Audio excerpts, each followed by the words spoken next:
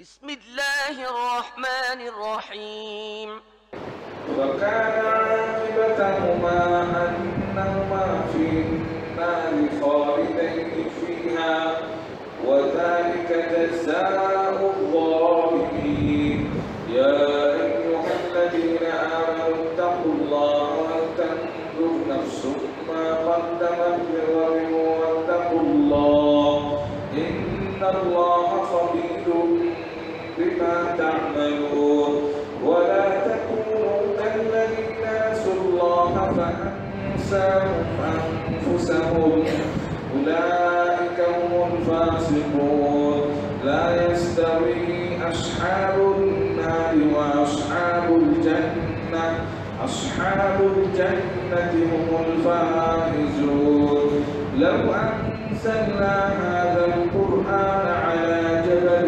لرأيته خاشعا متصدعا من خشية الله وتلك الأمثال نضربها للناس لعلهم يتفكرون والله الذي لا إله إلا هو عالم الغيب والشهادة هو الرحمن الرحيم هو الله الذي لا إله إلا هو الملك القدوس السلام المؤمن المهيمن العزيز الجبار المتكبر سبحان الله عما يشركون والله الخالق البارئ المصور له الأسماء الحسنى يسبح له ما في السماوات والأرض وهو العزيز الحكيم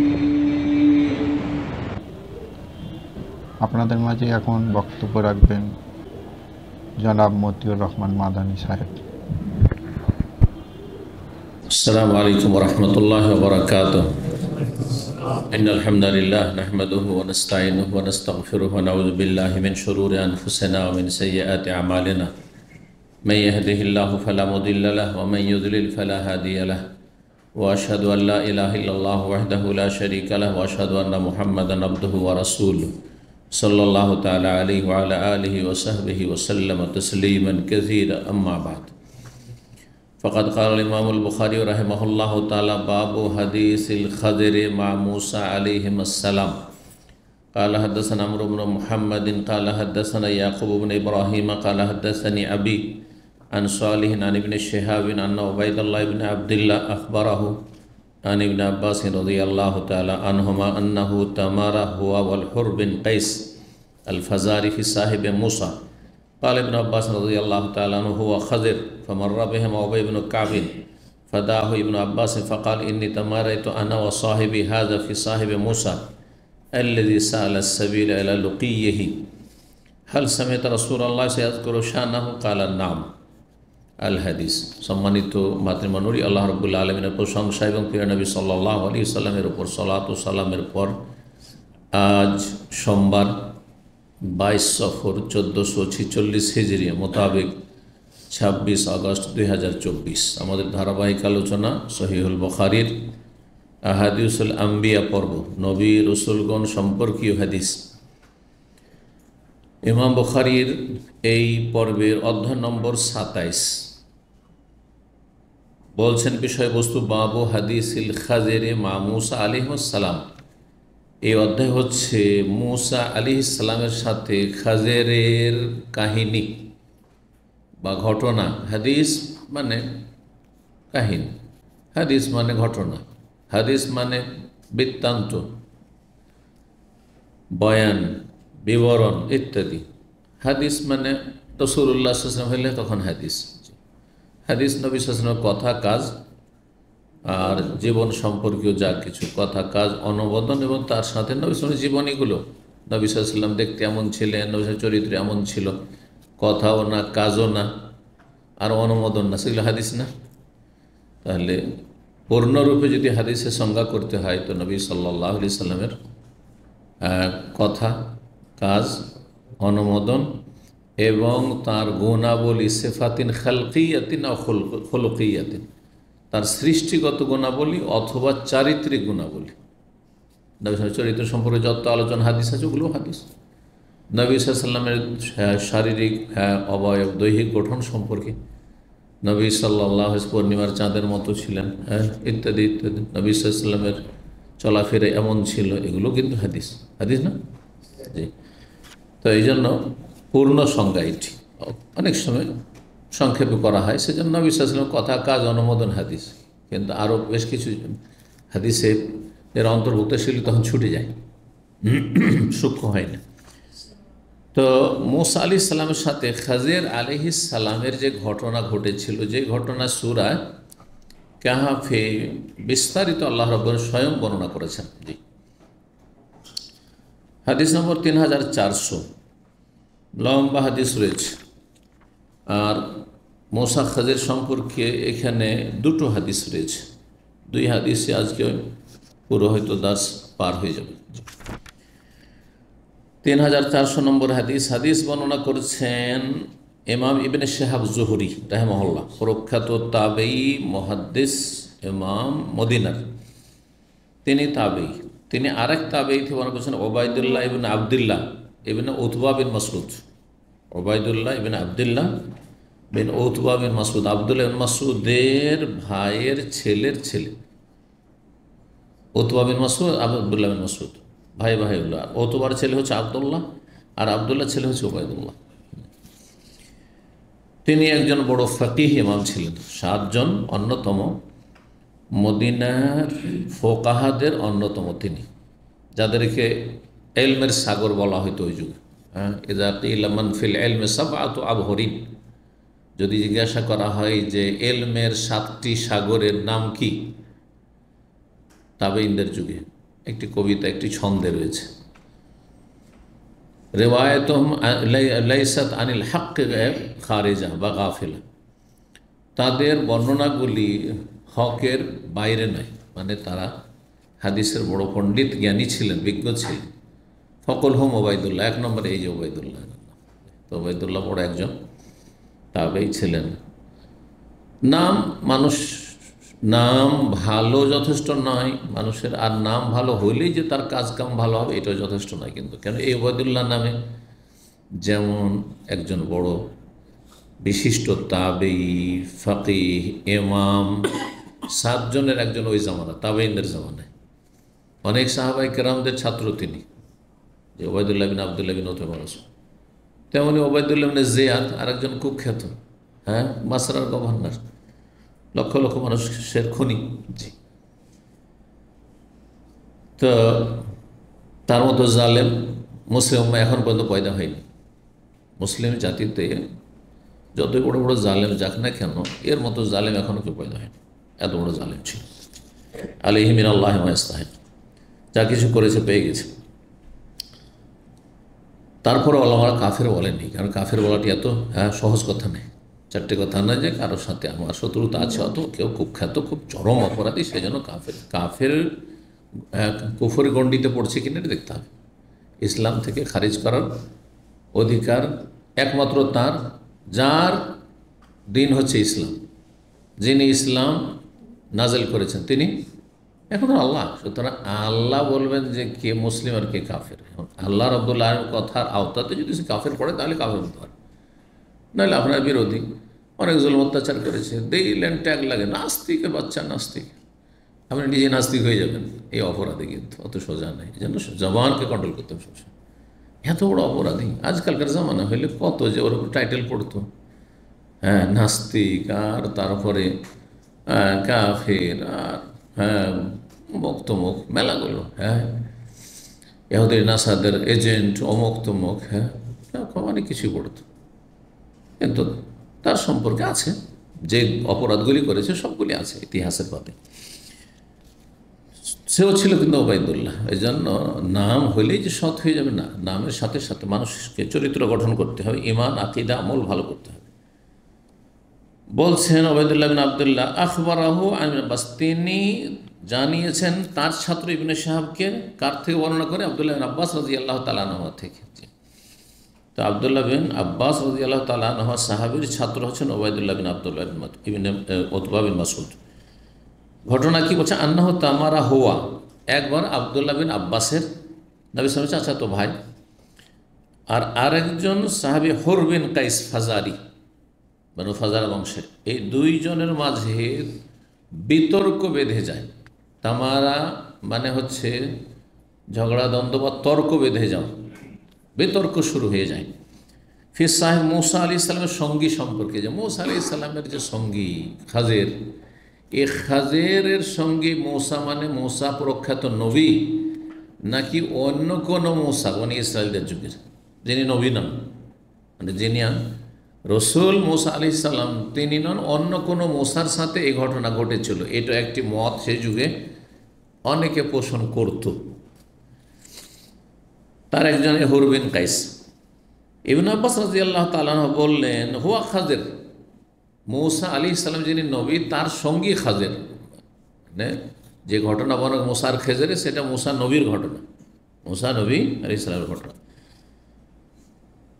আর হুর বিন কায়েসের মত ছিল, এখানে সংক্ষেপ করে দেয়, অন্য হাদিসে রয়েছে, তিনি বলতেন না সেটা অন্য মূসা, মূসা আলাইহিস সালাম আল্লাহর রসুল, আর আল্লাহর রসুল তিনি খাজেরের কাছে শিখতে যাবেন। হ্যাঁ, তো এই জন্য তারা বলতেন না ওইটা অন্য কোনো মূসা, সাধারণ মূসা, এই জন্য ভালো মানুষ মূসা। ফামাররা বেহেম অবেবের কাবে। এখন তৃতীয় পক্ষ ফয়সালার জন্য যে কোনটা ঠিক, এই উভয়ে আপোষে বিতর্কে জড়িয়েছেন। সেই সময় অতিক্রম করছেন উবাই ইবনে কাব রাদিয়াল্লাহু প্রখ্যাত সাহাবী এবং হাফেজে কোরআন, কারি এবং তারাবির ইমাম উমর রাদিয়াল্লাহু তাআলা আনহু জামানে। তার কিরাত খুব সুন্দর ছিল। ফাদাহু ইবনে আব্বাস, আব্দুল্লাহ ইবনে আব্বাস রাদিয়াল্লাহু তাকে ডাকলেন সমর্থন নেওয়ার জন্য। ফাকাল, বলে ইন্নী তামারাইতু আনা ওয়া সাহিবি হাযা, আমি এবং আমার এই যে সঙ্গী হুর বিন কায়েস দুইজনে আমরা বিতর্কে জড়িয়েছি। ফি সাহিব মূসা আলাইহিস সালামের সঙ্গী সম্পর্কে, আল্লাহ আল্লাযী সাআলা সাবিল আলা লুকিহি, যার সাথে দেখা সাক্ষাতের জন্য দিক নির্দেশনা, রাস্তা পথের নির্দেশনা আল্লাহর কাছে চেয়েছিলেন, যে আল্লাহ কিভাবে এই খাজেরকে পাবো, তোমার বান্দাকে, যে বান্দার কাছে কিছু শিখার আছে। আল্লাহ বলে, যাও মূসা, তুমি বলছো আমার চাইতে বেশি জ্ঞানী নাই, তো দুনিয়াতে তুমি তো আর গায়েব জানো না, আল্লাহর বান্দাদের মতো কত কে জ্ঞানী আছে না আছে, তুমি একটা অনুমান ভিত্তিক কেন কথা বললে? এটা আল্লাহ রাব্বুল পছন্দ লাগলো না। সেজন্য বড়দের ছোট ভুল অনেক সময় ভুল হয়ে যায়। অথচ বাস্তবে যদি দেখা যায় তো মূসা আলাইহিস সালাম কথাটি ঠিক বলেছেন, মানে তার চাইতে বেশি জ্ঞানী কেউ ছিল না সেই জমানায়। কিন্তু সব দিক থেকে নয়, কিছু কিছু বিষয়ে অন্য কেউ জ্ঞানী হইতে পারে। যেমন আজকে পৃথিবীর সবচেয়ে বড় যদি মুহাদ্দিসকেও নিয়ে নেন আর আলেমকে নিয়ে নেন,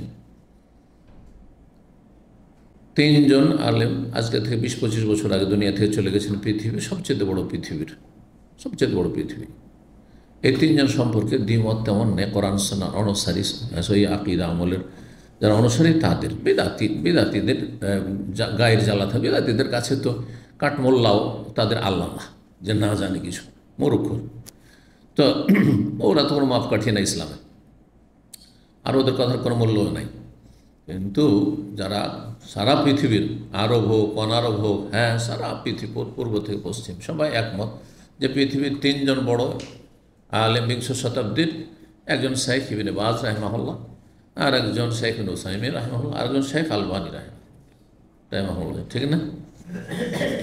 এখন তাদের যুগে, তারা যখন বেঁচেছিলেন, আমাদের যুগে বেঁচেছিলেন, আমরা যখন মদিনায় লেখাপড়া করেছি, তারপরে যে এখানে আসার পরে আলবানী ইন্তেকাল হয়েছে, এখানে আসার 1 বছর আগে, আমি বলছি 26-27 বছর আগে, সেখানে বাজ ইবনে উসাইমিনের আগে পরে 2-1 বছরের আগে পরে ইন্তেকাল হয়েছে তিনজন, কাছাকাছি সময়গুলিতে।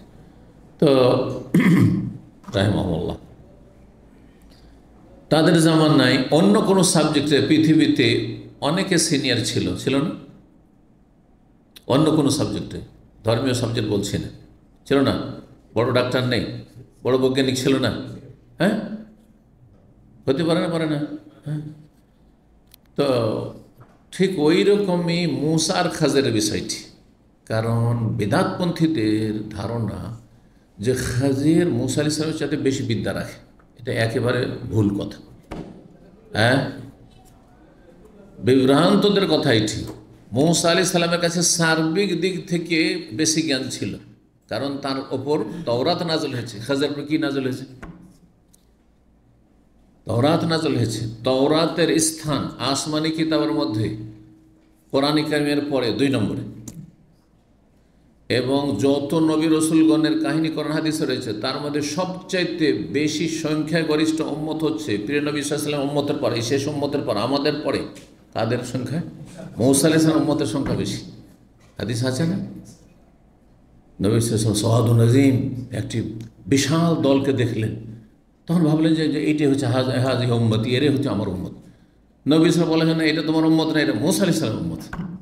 ওর চেয়ে বেশি সংখ্যায় আমি দেখলাম, তারপরে সেটা আমার উম্মত। স্পষ্ট তাহলে হাদিস দ্বারা মূসা আলাইহিস সালামের কাছে সার্বিক দিক থেকে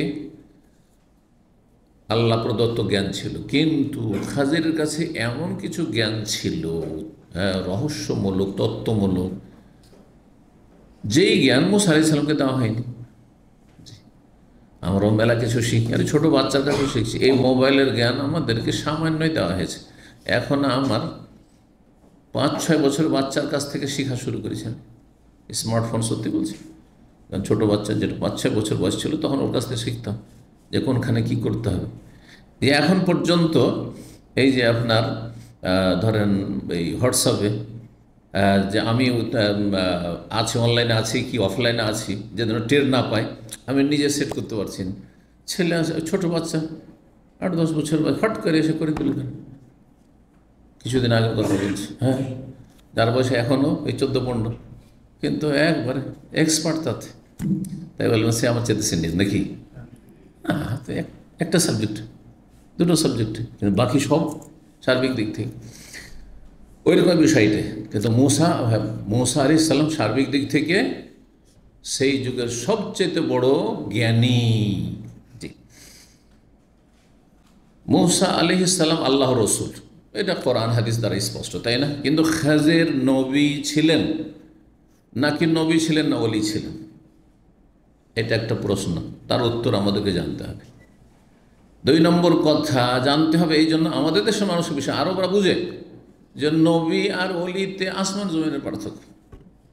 যে নবী নয় শুধু ওলি, তার চাইতে অনেক অনেক গুণে শ্রেষ্ঠ হচ্ছে নবীগণ, যার কাছে ওহী আছে, জিবরাইল আছে। কিন্তু আমাদের সমাজে সুফি ইজমে পীর মরিদিতে এমন করে আকীদা ধ্বংস করেছে অধিকাংশ লোকের, অনেকে ধারণা করে যে আল্লাহর ওলিরা, গৌস কুতুবরা নবীর চেয়ে অনেক সিনিয়র।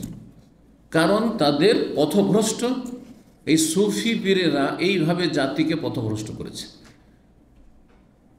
আমি বায়েজিদ বোস্তামি কবর আছে না বাংলাদেশে, চলে গেল। ইরান থেকে কোথায় কবর, জাল কবর, ভুয়া কবর চলে গেছে বাংলাদেশে। বাড়ি হলো তার ইরান, আর কবর হলো, মাজার হলো কোথায়, ধর্ম ব্যবসা হলো বাংলাদেশে। চিন্তা করুন আপনি। এ বায়েজিদ বোস্তামি বলছে যে খুদনা বাহরান, আমরা এমন সাগরে আমরা পাড়ি দিয়েছি বা ডুব দিয়েছি, ওয়াকাফাল আম্বিয়া ওয়ালা সাহিলিহি, নবী রসুলগণ গিয়ে কিনারায় থমকে দাঁড়িয়ে গেছে। আমরা ডুব দিয়ে পার হয়ে চলে গেছি, সাঁতার দিয়ে পার হয়ে চলে গেছি। অর্থাৎ আমরা এমন গভীরতায় পৌঁছেছি, হ্যাঁ, আর এমন আমরা এগিয়ে গেছি, এমন সিনিয়র, তার ধারে কাছেও নেই কারা, নবী রসুল। এটা স্পষ্ট কুফরি। এটা যদি ঈমান ভঙ্গকারী কুফরি আকীদা না হয়, তাহলে আর কোনো কুফরি পৃথিবীতে নেই। যে ব্যক্তি এরকম ধারণা রাখবে যে নবী অলিগণ, হ্যাঁ, নবীর চাইতে ওলির, যারা নবী নাই তারা বেশি শ্রেষ্ঠ, সে মুসলিম থাকবে না, কাফের হয়ে যাবে। কারণ নবীরা মাসুম, নবীদের সংশোধনের জন্য ওহি আসতো সকাল বিকাল, হ্যাঁ, বোঝা গেছে। বিভিন্ন দিক থেকে আল্লাহ শ্রেষ্ঠত্ব দিয়েছেন। নবুয়ত রিসালাতের মর্যাদায় মানুষ অর্জন করতে পারে না। অর্জন করা বুঝেন, মানে মেহনত পরিশ্রম করে হাসিল করা। মানুষের মধ্যে কিছু শক্তি আছে যে মেহনত পরিশ্রম করে হাসিল করা যায়। যেমন ধরে টাকা পয়সা হলে হবে, আপনি বাড়িতে বসে থাকলে হবে না, অলস হইলে হবে না, কর্মঠ হইতে হবে, চালাক চতুর হইতে হবে, বুঝতে হবে সাবজেক্ট, যে যুগোপযোগী কী করে ইনকাম সোর্স বাড়ানো যায়, হ্যাঁ, ঠিক না? তারপরে আপনি বড় লোক হয়ে গেলেন। তাহলে এতে আপনার কিছু কর্মক্ষমতার কি আছে, অংশ আছে, যে আপনার কর্ম, যদিও দাতা একমাত্র আল্লাহ রাব্বুল আলামিন, অনেক সময় চেষ্টা করেও মানুষ ব্যর্থ হয়ে যাচ্ছে, ঋণে ডুবে যাচ্ছে বড় বড় চালাক চতুররা, কিন্তু এটাতে উন্নতি করা যায় এই ক্ষেত্রে। কিন্তু কেউ যদি বলে যে আমি ফর্সা হওয়ার জন্য বা খাটো মানুষ বেটে হয়ে গেছি লম্বা হওয়ার জন্য, বা দেখতে ভালো না কুৎসিত, আমি সুন্দর হওয়ার জন্য সারা জীবন পরিশ্রম করব, সামান্য একটু পরিবর্তন নিয়ে আসতে পারবে, তাহলে এটা অর্জিত বস্তু না, মানুষ অর্জন করতে পারে না, এটা আল্লাহ প্রদত্ত পুরোপুরি। কি বুঝলেন? বুঝছেন না? তো নবুয়ত রিসালাতের মর্যাদা, সারা জীবন যদি কেউ সেজদায় পড়ে থাকে যে আল্লাহকে নবী করে দাও, সম্ভব? তাহলে বোঝা গেল এটি আল্লাহর বিশেষ দান, এটা মানুষ মেহনত করে আদায় করতে পারে না। কিন্তু আল্লাহর ওলি হও, আল্লাহর বন্ধুত্ব, আল্লাহর সান্নিধ্য লাভ করা, আল্লাহর কাছাকাছি হও, প্রতিযোগিতা, দৌড় দেও। দুনিয়া যেমন প্রতিযোগিতা করছে ইবাদত বন্দেগীতে, আকীদাতে, তাকওয়ায়, পরেজগারিতে, জোহদে, হ্যাঁ, দুনিয়া বিমুখতায়, আখিরাতমুখী হওয়ায়, হ্যাঁ, দান খেরাতে প্রতিযোগিতা। আপনি আপনার মাসে 1000 দান করবেন, আমি 2000 দান করব। আপনি বছরে 2 মাসের বেতন দেবেন, আমি 6 মাসের বেতন দেব। হ্যাঁ, দেখেন আবু বকর আর উমরের প্রতিযোগিতা। আপনি আপনার অর্ধেক সম্পদ দান করবেন, আমি পুরোই দান করব। প্রতিযোগিতা করে তাহলে আল্লাহ সান্নিধ্য লাভ করা যায়। তার ওলায়াত, ওলি হওয়ার ক্ষেত্রে মানুষের অর্জন করার সুযোগ রয়েছে, আগে বাড়ার ক্ষমতা রয়েছে, যে আমি বেশি বড় ওলি হব, এটা অর্জিত বস্তু। আর আমার আপনার সবার জন্য সেটা দরজা খোলা আছে, কথা বোঝা গেছে? কিন্তু নবী হওয়ার জন্য কারোর জন্য দরজা খোলা আছে, যে চলেন আজকে থেকে আমরা কম্পিটিশন করি, আর দেখা যাক আমাদের মধ্যে এই যে আছি মাশাআল্লাহ অনেকে সব নেক চেহারা, আমাদের মধ্যে কে নবী হয়ে আসতে পারে। এমন কান্নাকাটি করবো আল্লাহর কাছে, আর এমন রিয়াজত আর মেহনত পরিশ্রম করবো, আর এত বেশি নামাজ রোজা হজ জাকাত করবো, দান খেরাত করবো, নবী হয়েই ছাড়বো, সম্ভব? সম্ভব নয়। তাহলে সেটা কত বড় সম্মাননা, তাহলে চিন্তা করুন, তো আল্লাহর পক্ষ থেকে খাস রহমত। জি, তো খাজির নবী ছিলেন না ওলি ছিলেন, ইখতিলাফ রয়েছে। ইব্রাহিম আলাইহিস নবী হন আর ওলি হন। নবী হইলে এক নবীর কাছে আর এক নবীর চাইতে কোনো কোনো ক্ষেত্রে বেশি জ্ঞান থাকতে পারে। এখন ধরেন আল্লাহর খলিলকে ইব্রাহিম আলাইহিস সালাম আর মুহাম্মদ সাল্লাল্লাহু আলাইহি ওয়াসাল্লাম, তাই না? আল্লাহর খলিল তো বলা হয়নি ইউসুফ আলাইহিস সালামকে, কিন্তু ইউসুফ আলাইহিস সালামের সৌন্দর্যের দিক দিয়ে যদি দেখেন তো ইউসুফ আলাইহিস সালাম অন্যান্য নবীর চেয়ে সুন্দর, ঠিক না? তাই বলে কি সব দিক থেকে আপনি সিনিয়র বলবেন? না। তো খাজির আলাইহিস সালাম যদি নবী হন তো তিনি নবী, আর মূসা আলাইহিস সালাম নবী রসুল, কিন্তু মূসা আলাইহিস সালাম তার চাইতে শ্রেষ্ঠ নবী রসুল। তারপর তওরাত নাযিল হয়েছে, খাজির উপর কোনো কিতাব নাযিল হয়নি আসমানে। জি, আর যদি ওলি হন তো ওলি আর নবী তো অনেক পার্থক্য রয়েছে মর্যাদার। হ্যাঁ, নবীর কাছে একজন নবী জুনিয়র হইলেও তার কাছে কিছু বিশেষ বৈশিষ্ট্য বা গুণ থাকতে, বিশেষ ইলম থাকতে পারে। তো মূসা আলাইহিস সালাম শ্রেষ্ঠ হলেও তার চাইতে বেশি এলেম থাকতে পারে, কিন্তু যদি ওলি হন তো বেশি এলেম থাকতে পারে, বলছে সেটাও সম্ভব। আল্লাহ যদি মনে করেন যে সে নবী নয় কিন্তু কিছু জ্ঞান তাকে স্পেশাল আমি দিয়ে দেব, তো আল্লাহ প্রদত্ত জ্ঞান আল্লাহ দিতে চান, যাকে ইচ্ছা তাতে দিতে পারেন, অসম্ভব কিছু নাই। আর আমার আপনার সেখানে আপত্তি করার কোনো সুযোগ নেই, কারণ আল্লাহ দিচ্ছেন আল্লাহর জিনিস, আমার আপনারা দিচ্ছেন, কথা বোঝা গেছে না? তো তিনি নবী হন অথবা ওলি হন। তবে অধিকাংশ আলেমরা বলেছেন যে তিনি আল্লাহর ওলি ছিলেন, নবী ছিলেন না। জি, নবী ছিলেন না। আল্লাহু তাআলা আলাম। তাহলে দুটি মত হয়ে গেল, তিনি নবী ছিলেন একটি মত, আর একটি মত হচ্ছে আল্লাহর ওলি নবী ছিলেন না। তৃতীয় মত মৌলানা মওদুদি, জামাত ইসলামীদের ইমাম। মৌলানা মওদুদির অনেক বিভ্রান্তি রয়েছে, তো তার মধ্যে একটি বিভ্রান্তি, তিনি বলেছেন যে তিনি নবীও ছিলেন না, ওলিও ছিলেন, তিনি ফেরেশতা ছিলেন। কারণ শরীয়ত বহির্ভূত বাহ্যিক কাজ ফেরেশতা ছাড়া, তার যুক্তি এটাই শুধু, শরীয়ত বহির্ভূত কাজ, অন্যায় কাজ, বাহ্যিক অন্যায় কাজ, এটা নবীও করতে পারে না, আর কোনো মুমিন ওলিও করতে পারেন না, একমাত্র ফেরেশতা করতে পারে, ঠিক না? কোন নবী কোনো মানুষকে খুন করতে পারবে? জায়েজ নয়। আর কোন ওলির জন্য জায়েজ একটা মানুষকে খুন করে দেবে, নিরীহ মানুষকে? না, তার জন্য হারাম, কাবিরা গুনাহ। কিন্তু ফেরেশতা যদি মনে করে যে গলাটা টিপে আল্লাহর কাছে রুহটা নিয়ে চলে যাবো, অপরাধ নাকি? কারণ ফেরেশতা মুকাল্লাফ নাই, মালাকুল মউত রুহ কবজ করছে না, না তার জন্য শর্ত আছে বুড়ো হইতে হবে তারপরে? হ্যাঁ, 10 বছর 12 বছর করছি, কাজে বাচ্চা, যুবক যুবতী তো জান কবজ করে নিয়ে মালাকুল মউত নিয়ে চলে যাচ্ছে, ঠিক কিনা? তো তাহলে এই মতটি তাহলে ওটাই ঠিক নয় যে খেজের কি ছিল, ফেরেশতা। আচ্ছা, খেজের মানুষ ছিলেন, তাহলে ফেরেশতা নয়, তাহলে মানুষ। নবী হোক তবু মানুষ, আর ওলি হইলেও মানুষ। মানুষ মানে তার মৃত্যু আছে, তার চাইতে ব্যাপক বলেন সৃষ্টি না, তিনি প্রত্যেক সৃষ্টি ধ্বংসশীল, কুল্লু মান আলাইহা ফান। তাহলে খেজের মারা গেছেন, এটা আকীদা রাখতে হবে। কারণ এইটিও ইন্ডিয়া বাংলাদেশের বেদাতি সুফিদের ভ্রান্ত ধারণা যে খেজের হচ্ছে মাছের নবী আর পানির নবী, আর খেজের মারা যায়নি, খেজের এখনও বেঁচে আছে, খেজের মারা গিয়েছেন, এটা আকীদা। তো কারণ খেজের যদি বেঁচে থাকেন, নবীও যদি হন, বা যদি কোনো আগের জামানার মানুষ, তিনি নবী সাল্লাল্লাহু আলাইহি ওয়াসাল্লামের আগের জামানার মানুষ, তিনি মুসা আলাইহিস সালামের যুগের মানুষ, মুসা আলাইহিস সালামের যুগের মানুষ যদি দীর্ঘায়িত হয়ে বেঁচে থাকেন, তো নবী সাল্লাল্লাহু আলাইহি ওয়াসাল্লাম যখন শেষ নবী আসলেন, সারা বিশ্বের সমস্ত মানুষের জন্য তিনি রসুল হয়ে আসেননি। কোনো একজন মানুষ মুহাম্মদ সাল্লাল্লাহু আলাইহি ওয়াসাল্লামের উপর ঈমান নিয়ে আসবে না, সে মুসলিম থাকবে? এই মর্মে কি হাদিস নেই?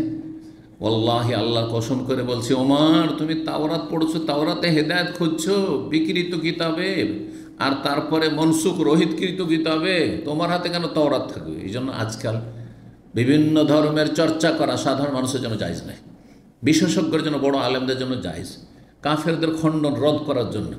হ্যাঁ, কিন্তু এমনি সামান্য একটু ইসলামের কোনো জ্ঞান আছে, আর পড়াশোনা বাইবেল আমি একটু পড়াশোনা করি, একটু আমি বেদ পুরাণও পড়ি, আর তারপরে তুলনামূলক আমি লেকচার দেওয়ার চেষ্টা করি, এটা জায়েজ নাই আপনার জন্য। কারণ আপনার কোরআনের এলেম নাই, যাতে হেদায়েত রয়েছে, নূর রয়েছে, আর আপনি ওই বাতিল কিতাব, বিকৃত কিতাবের আপনি এলেম হাসিল করতে যাবেন, আপনি আর বিভ্রান্ত হতে যাবেন।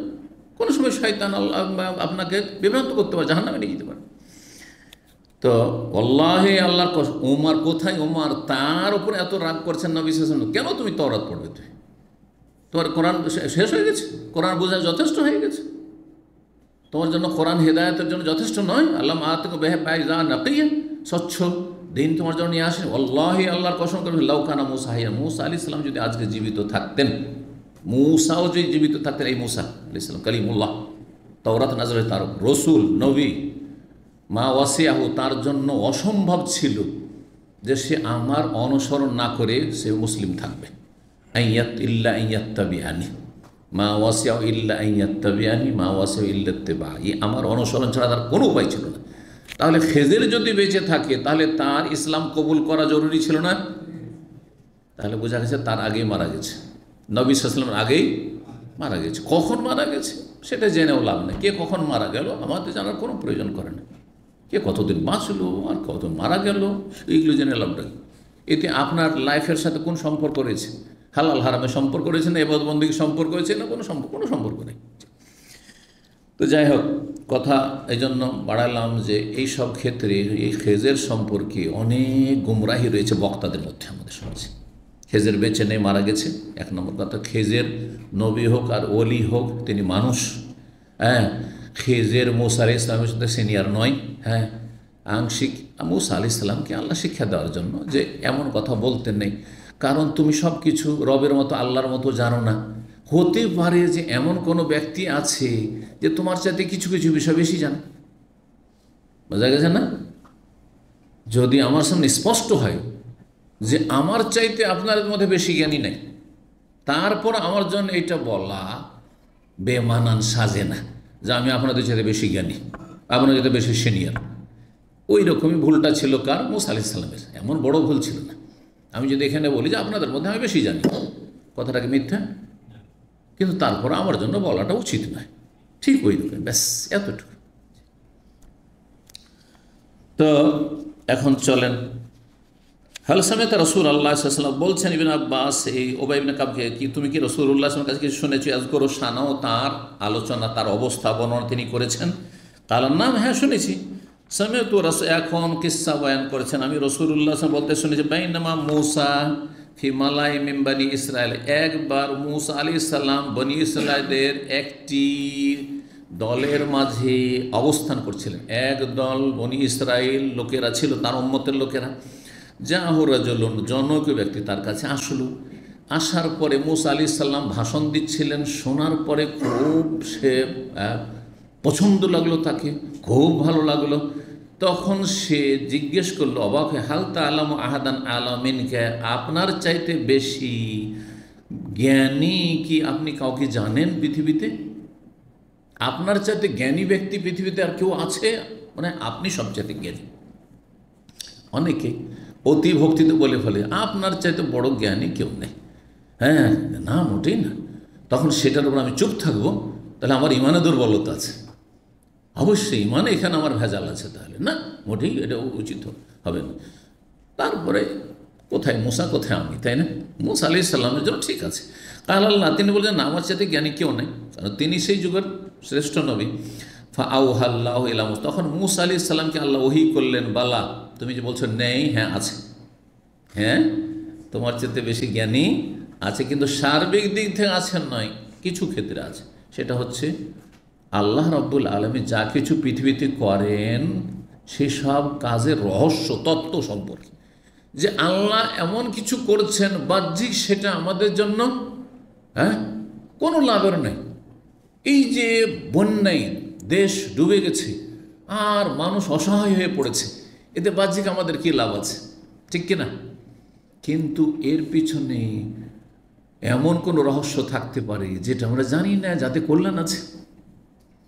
এর মাধ্যমে অনেক আছে অসৎ, যে হেদায়েত হয়ে যাবে। যারা এই অবস্থায় যদি সুখেই থেকে যেত আর এই ভিটে মাটি ছাড়া না হইতো, অসহায় না হইতো, তাহলে সোজা হয়ে জান্নাতের রাস্তা ধরতো না হইতো। বোঝা গেছে? অনেকের ইমানের পরীক্ষা আছে, দুর্বল ইমানের মানুষ নামাজ রোজা করছিল, আল্লাহ হয়তো তার পরীক্ষা, যে দেখি তোর ইমান কতটা মজবুত, নাকি কচুর পাতার পানি। যখন দেখলো যে বাড়ি ঘর সব ভেসে চলে গেল, এত নামাজ রোজা করে লাভই কি, দাস যা নামাজ রোজা করবো না। আছে না এরকম মূর্খ কিছু? অনেকে আছে। একজন এক মারাত্মক রোগে আক্রান্ত, কিছুদিন আগে বলছে যে আমি খুব তাহাজ্জুদ পড়তাম, বলেছি আপনাকে কিছুদিন আগে, তাহাজ্জুদ পড়তাম, আর আল্লাহ ক্যান্সার কেন আমাকে দিলেন, আর তাহাজ্জুদটা হয়তো আমি পড়িনি, ছেড়ে দিয়েছি। আরও তো আল্লাহকে ধরা উচিত, যে আল্লাহর ক্যান্সার দিতে পারে, যে কোনো দুরাগ্রহ রোগ, সে আল্লাহ ভালোও করতে পারে। এই ইয়াকিনের সাথে আরও বেশি আল্লাহকে না ছোড় বান্দায় ধরা উচিত ছিল, তাই না? সেখানেও ছেড়ে দিল, তো আল্লাহর কী ক্ষতি করল? নিজেরই ক্ষতি করল। তা আল্লাহ এরকম কিছু লোককে পরীক্ষা করতে চান। এছাড়া বহু হেকমত আছে। আল্লাহ এই নাস্তিকদেরকে শিক্ষা দিতে চান, তার যারা বলছে বন্যার মোকাবেলা করব, বন্যা পরিস্থিতি মোকাবেলা, আল্লাহর মোকাবেলা করব, কোন মোকাবেলা? হ্যাঁ, তাদেরকে শিক্ষা দিতে চান, সোজা করতে চান, তাহলে এসব কুফরি কথা বলবে না, তোবা করে ফিরে আসো। জি, তো এ তো সামান্য দিয়ে একটা কথা। আল্লাহ যে আরও কত হিকমত আছে আল্লাহ ভালো জানেন, যে কোনো সৃষ্টিতে। তো আল্লাহ বললেন, হ্যাঁ আছে, আব্দুনা খাজের, আমার বান্দা এক খাজের। ফাসালা মূসা সাবিল ইলাইহি, মূসা আলাইহিস সালাম তখন রাস্তা তলাশ করলেন, মানে আল্লাহকে বললেন যে আমাকে তাহলে রাস্তা বাতলিয়ে দাও। ফাজুইলা লাহুল হুত আয়াতান, তার জন্য একটি বড় মাছকে নিদর্শন হিসাবে দিয়ে দেওয়া হলো, যে একটা মাছকে ফ্রাই করে নাও, ভাজি করে নাও, আর তারপরে নিয়ে বেরিয়ে যাও, যেখানে দেখবে যে মাছটা জীবিত হয়েছে, আর জীবিত হওয়ার পরে সেটা সাগরে ঝাঁপ দিয়ে চলে গেছে, আর নেই তোমার পাত্রে মাছ, সেখানে সে বান্দাকে পেয়ে যাবে। ফাসালা মূসা সাবিলা ফাজুইলা লাহু আয়া ওয়াকিলা লাহু, বলা হলো ইজা ফাকাদতাল হুতা, যখন তুমি মাছকে হারিয়ে ফেলে ফারজে, সেখানেই ফিরে যাবে, ফাইন্নাকা সাতালকা, সেখানেই তুমি নিশ্চয়ই তার সাথে সাক্ষাৎ করবে। ফাকান ইয়াতবাউল হুতা ফিল বাহরে, সেই মূসা আলাইহিস সালাম ইয়াতবাউল হুতা ফিল বাহরে, সাগরে সেই মাছের অনুসরণ করেছেন, মাছকে দেখতে আছেন যে মাছ আছে কিনা, মাছ আছে কিনা পাত্রে। ফকাল আলী মূসা ফাতাহ, মূসা আলাইহিস সালামকে তার খাদেম, ফাতা মানে যুবক আর ফাতা মানে খাদেম। সাধারণত খাদেম যুবকদের কি রাখে, বুড়োদেরকে খাদেম রাখে, কাজ হয় না অনেক সময়, কারণ এমনিতেই বুড়ো নড়া চড়ায়, ওই রকম অ্যাক্টিভ হইতে পারে না। এক, দুই নম্বর কথা, বলতেও লজ্জা লাগে। এখন দাড়ি পাকা মানুষ যদি হ্যাঁ টি বয় হয় তো ওকে আমি তো লজ্জায় পাবো যে ভাই চা এনে দেন বলতে, তাই না? কিন্তু যদি 15 বছর 20 বছর 25 বছর হয় তো আমি বলতে পারবো।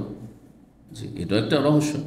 এই জন্য ফাতামান এখানে খাদেম, তিনি তার খাদেমকে বললেন আরাইতা, আচ্ছা বলো তো, ইজ আওয়াইন আলা সাখরা, মূসা আলাইহিস সালামকে তার খাদেম বললেন যে আচ্ছা শোনেন, আরাইতা মানে শোনেন, ইজ আওয়াইন আলা সাখরা, যখন একটা পাথরে গিয়ে আমরা আশ্রয় নিয়েছিলাম, সংক্ষেপ করে দিয়েছে, এখানে বিশ্রাম নিয়েছিলাম, রাস্তায় এসে বিশ্রাম নিয়েছিলেন, ফাইন্নি নাসিতুল, সেখানে কিন্তু মাছটা জীবিত হয়ে যায়, আর তারপরে সেখানে 2 সাগরের মিলনস্থল ছিল, সঙ্গমস্থল ছিল, আর সেখানে লাফ দিয়ে চলে যায় সাগরে, আর লাফ দিয়ে যে গিয়েছে পানিতে, যেখান দিয়ে পানিটা ঢুকেছে পুরো সুরঙ্গের মতো হয়ে গেছে, আর পানি সেখানে স্থির হয়ে গেছে। পানিকে আল্লাহ রাব্বুল আলামিন সেখানে স্থির করে রেখে দিয়েছেন, পানির সাথে আর মিলেনি, সুরঙ্গের মতো রাস্তা হয়ে গেছে পুরোটি। দেখা যাচ্ছে যেখানে সুরঙ্গ, পানির মধ্যে সুরঙ্গ থাকে, এটা একটা নিদর্শন, অসাধারণ একটা মুজিজা মূসা আলাইহিস সালামের। তো বলছেন যে সেখানে কিন্তু আমি বলতে ভুলে গেছি, ফাইনা আসিহু, তো আমি সে মাছের কথা ভুলে গেছি, ওমা আনসানিহু ইল্লা শায়তান, আমাকে শয়তানই ভুলিয়ে দিয়েছিল। শয়তানই ভুলায় মানুষকে, যে কোনো কিছু শয়তানে ভুলায়। এই জন্য আল্লাহ কোরআনে বলে শয়তান পালাবে আল্লাহকে স্মরণ করলে। আর এক আয়াতে যেন ওয়াজকুর রাব্বাকা ইযা নাসিতা, তুমি ভুলে গেলে রবের জিকির আজকার করো, রবের জিকির আজকার করো। কোনো কথা যদি ভুলে যান, হঠাৎ করে মনে করছেন একজনের নাম, ভাই অমুকের নাম বা অমুক একটা কথা আপনাকে বলতে চেয়েছিলাম, হঠাৎ করে দিমাগ থেকে বেরিয়ে গেল, হয় না আরে এত চেষ্টা করছেন ওই কথা আর খুঁজে পাচ্ছেন না, ওই সময় আপনি কি করবেন? লা ইলাহা ইল্লাল্লাহ, আস্তাগফিরুল্লাহ, লা হাওলা ওয়ালা কুওয়াতা ইল্লা বিল্লাহ, সুবহানাল্লাহ, আলহামদুলিল্লাহ, যে কোনো জিকির করেন। হ্যাঁ, আল্লাহুম্মা সাল্লি আলা মুহাম্মদ, এটাও জিকির, কিন্তু দরুদ তার সাথে জিকির, কারণ আল্লাহর কাছে রহমত চাইছেন নবীর জন্য, এটা জিকির না? কারণ অনেকে এইটাকে মনে করে আপনি দরুদ পড়লেন, আপনি তো জিকির করলেন না। আরে ভাই, এইটাও জিকির। আল্লাহকে স্মরণ করছেন যে হে আল্লাহ তুমি নবীর ওপর রহমত বর্ষণ করো, তো এটা জিকির না আল্লাহ? তাহলে জিকিরকে ব্যাপক অর্থে বুঝতে হবে, জিকির কাকে বলে। আমাদের দেশে জিকিরকে একেবারে সীমিত করে দিয়েছে, আর বেদাতি জিকির সুন্নতি জিকিরের কোনো সেন্সই নাই, নন সেন্স। তো বলছেন ওমা আনসানিহু ইল্লা শায়তানু আন আযকুরাহ, আর আমাকে ভুলিয়েছে শয়তানে সেটা স্মরণ করতে। মূসা আলাইহিস সালাম বললেন যালিকা মা কুননা নাবগি, আরে ওই জায়গায় তলাশি তো আমরা আছি, যে ওই জায়গায় আমাদেরকে যেতে বলা হয়েছে, ওখানেই তো পাবো তাকে যার কাছে কিছু শিখতে হবে। তো বলছে ফারতাদ্দা আলা আসারিহিমা কাসাসা, সুতরাং উভয়ে ফিরে আসলেন তাদের পদাঙ্ক অনুসরণ করে পেছন দিকে। ফারতাদ্দা আলা, পেছন দিকে, উল্টো দিকে ফিরে আসলেন, যেখান থেকে অতিক্রম করে চলে গেছিলেন নিজের পদাঙ্ক অনুসরণ করে। সেই যুগে রাস্তা বানানো ছিল না, কোনখান দিয়ে কোন রাস্তা দিয়ে আসলাম, কোন পথে হেঁটেছি, আপনি মরুভূমিতে হাঁটলে আইডিয়া করতে পারবেন? মোটে আইডিয়া করতে পারবেন না। একমাত্র পদচিহ্ন, যে দেখি মানুষের পায়ের দাগ টাগ পাচ্ছি নাকি, দেখি ওই দেখে আলা আসারে হামাকাস, অনুসরণ করে যে ওই এই রাস্তা দিয়ে তাহলে এসছি। কারণ এই ডানে বামে একটু এদিক ওদিক হয়ে গেলে তো আর ওই জায়গায় খুঁজে পাওয়া যাবেন, বা ওই জায়গায় পৌঁছিতে পারবেন না, রাস্তা হারিয়ে ফেলবেন। ফওয়াজাদা খাজেরান, সেখানে সে দেখছেন খাজের আলাইহিস সালাম আছেন। ফাকানা মিন শানিহিমা, আর তারপরে উভয়ের যে ঘটনা ঘটেছিল, আল্লাযী কাসসাল্লাহু ফি কিতাব, যা আল্লাহ তার কিতাবে সূরা কাহফে বর্ণনা করেছেন। কিন্তু এতটুকু সংক্ষেপ হয়ে গেল, তাই না? কি ঘটনা ঘটলো, কি 3টি বিষয় ছিল, ইত্যাদি ইত্যাদি, বেশ কিছু দিক সংক্ষেপ হয়ে গেল। এখন বিস্তারিত আসেন সামনের হাদিসটাই। 3401 নম্বর হাদিস বর্ণনা করেছেন সাইদ ইবনে জুবাইর, বলছেন কুলতু ইবনে আব্বাস রাদিয়াল্লাহু আনহুমা, আমার ওস্তাদকে বললাম, ইন্না নওফ আল বেকালি, এই আরেকজন, তিনিও ওই হুর বিন কায়েসের মতো বলতেন যে মূসা আলাইহিস সালাম খাজেরের সঙ্গে না, খাজেরের সঙ্গে অন্য মূসা। তাহলে এইরকম 2-4 জন ছিল যারা ভুল বুঝেছিল সেই যুগে।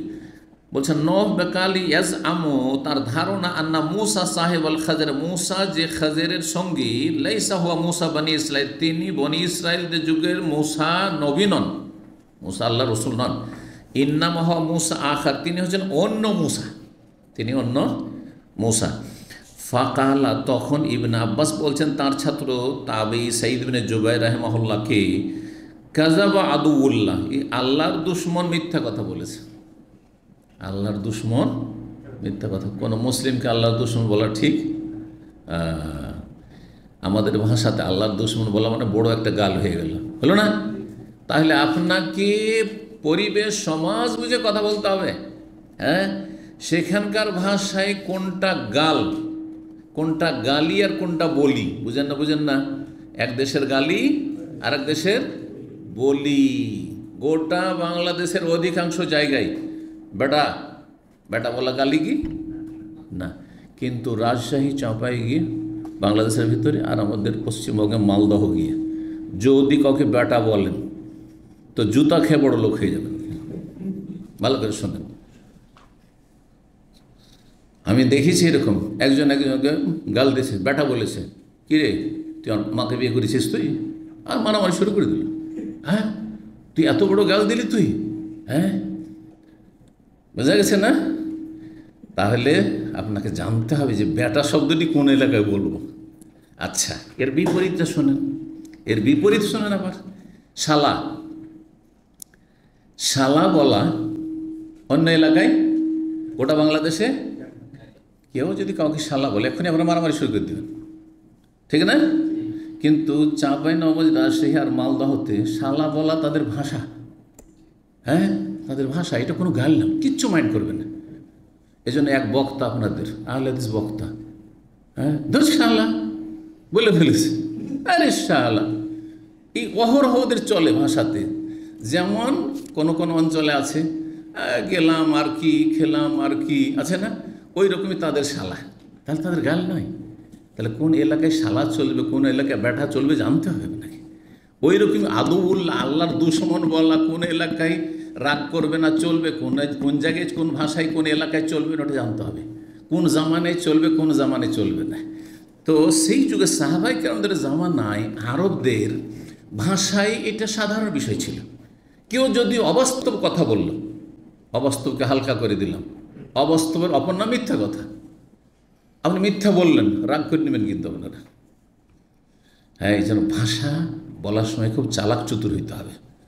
হ্যাঁ, আপনি মিথ্যা কথা বললেন, আর কত বড় মাইন্ড করে সেন্টারে আসবেন না আপনি। কিন্তু যদি বলে আপনি অবাস্তব কথা বললেন, কিচ্ছু রাগ করবেন না আপনি, তাই না? বাস্তব পরিপন্থী কথা বললেন, তাই না? তার মানে তো মিথ্যা কথা আপনার। সত্য মানে কি? সত্য মানে যেটা বাস্তব, হাকিকত, তাই না? জি হ্যাঁ, এইরকমই ঘটনা ঘটেছিল। এক ক্যাম্পে আমাদের ছাত্র, হ্যাঁ, গেছে জুমা পড়াইতে, খুতবা দিতে, আর যাওয়ার পরে ওয়াজাদাকা দাল্লান ফাহাদা তরজমা করে ওয়াজ করেছে, হে নবী তোমাকে আমি গুমরাহ পেলাম আর তোমাকে হেদায়েত করলাম। আল্লাহ তোমাকে গুমরাহ পেলেন, পথভ্রষ্ট পেলেন আর হেদায়েত করলেন। শোনার পরে মানুষ খেপে গেছে। এখন ও কঠিন ব্যাপার সবার, মানিজ্যত নিয়ে ফিরে আসা মুশকিল, বুঝতে পারছেন না? পারছেন না? কিন্তু তাকে শিখাইলাম যে তুমি যদি এইটা বলতে তাহলে মোটেই রাগ করতে না, বুঝতেই না। তোমাকে আল্লাহ দিশেহারা পেলেন, অতঃপর তোমাকে সঠিক পথের দিক নির্দেশনা দিলেন, বুঝলেন না? দিশেহারা, দিশেহারা মানে তো গুমরাহ, মানে রাস্তা হারিয়ে ফেলা। দিশেহারা মানে পথভ্রষ্ট, কিন্তু জান্নাতের পথে পথভ্রষ্ট নয়। দিশেহারা, আল্লাহ করবো কি, তোমাকে কেমন করে পাবো, তোমার সন্তুষ্টি কেমন করে হাসিল করব, আল্লাহ কোনটা হক কোনটা বাতিল, এইসব, বা এই যে মূর্তি পূজা চলছে, আমি কোন পথে যাব, দিশেহারা। দিশেহারায় দল্লা, দল্লা মানে রাস্তা হারিয়ে ফেলা। আমরা রাস্তা হারাই না, চলতে চলতে গাড়ি চালাতে চালাতে রাস্তা হারিয়ে ফেলি। অনেক সময় বুঝতে পারছি না পূর্ব না পশ্চিম যাচ্ছে না কোন দিকে যাচ্ছে, কিছু বুঝতেই পারছি না, অন্ধকারে।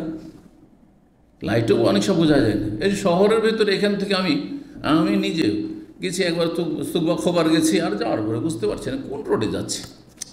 এটা মক্কা রোড না এটা ওই রিয়াদ রোড, বুঝতে পারছি কোন দিকে ঢুকলাম। এটা হইতে পারে, তো এটার নামে তো দল্লা, মানে রাস্তা হারিয়ে ফেলা। কিন্তু যদি গুমরাহ হয়ে গেছি ভাই, আমি গাড়ি চালে গুমরাহ হয়ে গেছি, চলবে? তাহলে ভাষা বুঝতে হবে নাকি?